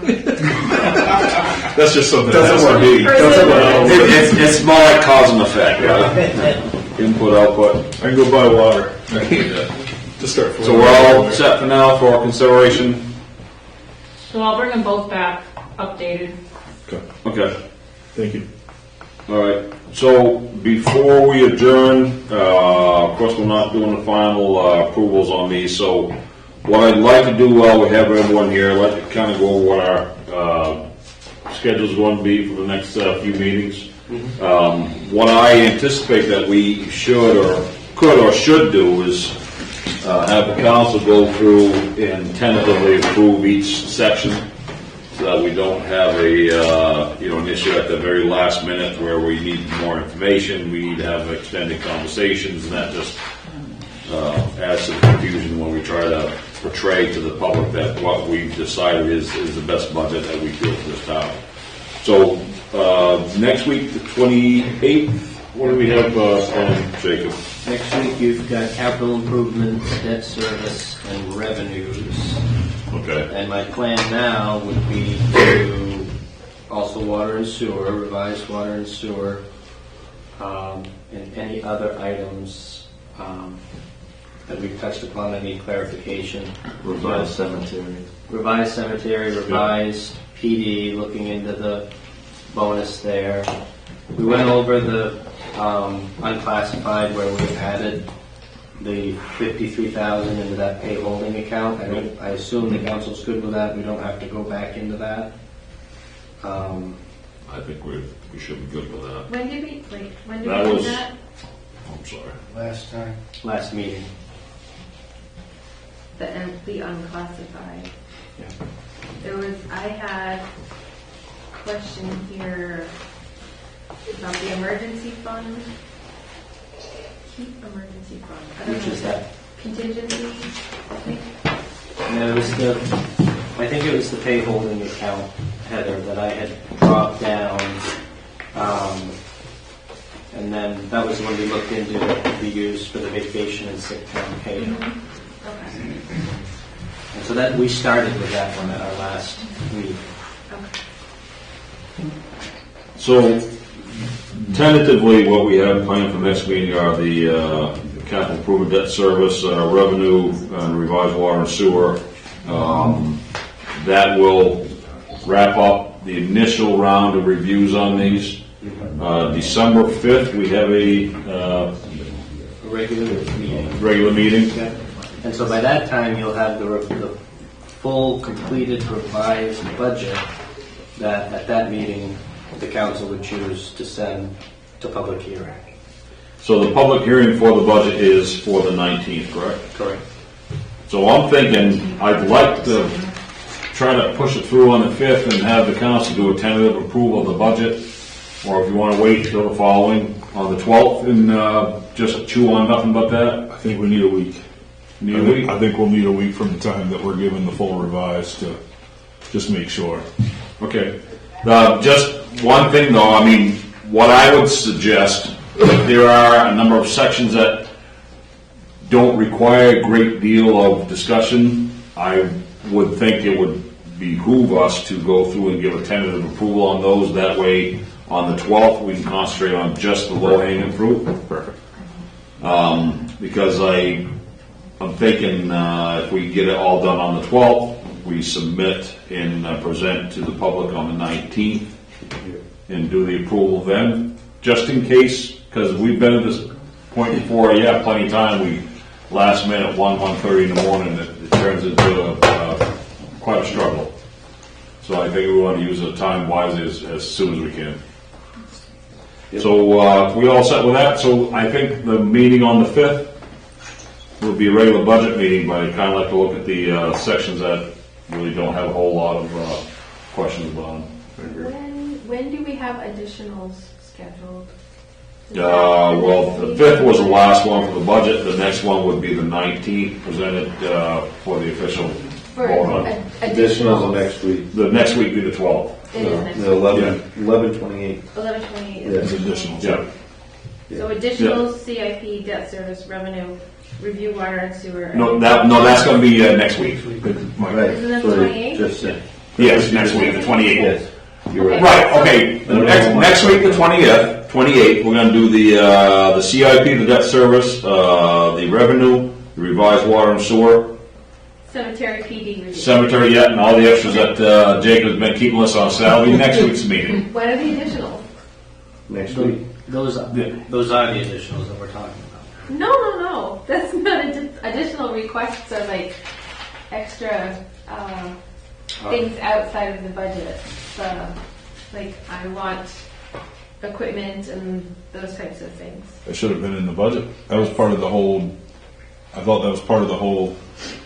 That was part of the whole process. Like that was what the page of explanations were, is they were supposed to include all of that in there. That was supposed to be a single process this year versus broken. Right. So they're all included in the budget then? If there's have, a request form, they should be in the budgets, yes. So there's no additionals then, because I haven't seen anything. There's municipal budgeting forms. Honestly, I don't think the additionals is really the most approved practice or the wisest, most efficient practice. It's something that was thrown in as we forgot that we can do this. We're kind of holding a different standard from this point on, that we expect the department heads to be able to look at this and give us a reasonable, good, solid budget that they can back up. It's projects that fall outside of regular operating budget. Like 1 year it was doing the floors for the police station, it was doing the floors in the municipal. Those are like additional projects that are outside of regular maintenance for the building. Those still should be identified under line items on the budgets. I didn't see this. This falls on me. I didn't see a specific meeting in the budget calendar that was dedicated to the additional requests. I saw Next week. Additionals are in there. Okay. Usually it's done at budget You mean committee meetings. you're talking We haven't about had what any Heather's referring? Yeah, it's on the. I thought that we requested that to be included this year, though. It's under additional 1128 on the list. Well, we can. Lance, do you have anything additional Yeah, I do have something additional. on that? Okay. I guess we can go over them next week. Yeah, that's fine. If we just add it to whatever the schedule is, sure. Yes. I'm still behind that. I thought that was included. It's just a weird. Not a big deal. Well, usually the additional items go to the budget committee, it gets reviewed, the department heads come in and they talk about it and stuff, and then they do like the first pass through. Okay. And then it goes to the full council. That's how it's been done in the past. Yeah, they're on. So that's for the 28th? What you're, okay, yeah. So the 28th, the additionals plus what's to be done, plus the revised budgets that we had already gone over, including the water and sewer for this evening. Mike, Annalise has a question. I was just trying to make sure, what the meetings in December, which ones do water and sewer need to come to? Just so I'm clear. None or some? I mean, if you're gonna bring a, Probably, 'cause Yeah, that's the final. the final approval probably would be. The 19th. Yeah. Okay. Okay, that Just makes if we can get you I think we revised will for next week, we right. should be able to have something decent next week to review on that. No, we'll get it done. And I don't think there should be any action from there until the 19th. That's fine. But there's That something works. very specific that, I couldn't do the 12th, and I heard the 12th, and I'm just making sure. Yeah. Okay, good. same 19th, we went to 12. Thanks. I got this, the 19th. All right, so we're all set for next week? Any questions? Final thoughts? All right, I will look for a motion to adjourn. Move adjourned. Second, we're adjourned. Thank you all very much. Did you start out with part-time? No, I didn't. No, we started out, right? I did, I thought you started out with part-time. No, well, the original ask was they had the positions that were part-time. Yeah. I just think next year. But there were none available. Budget. We can manage these. She'll let you guys go first. It wasn't-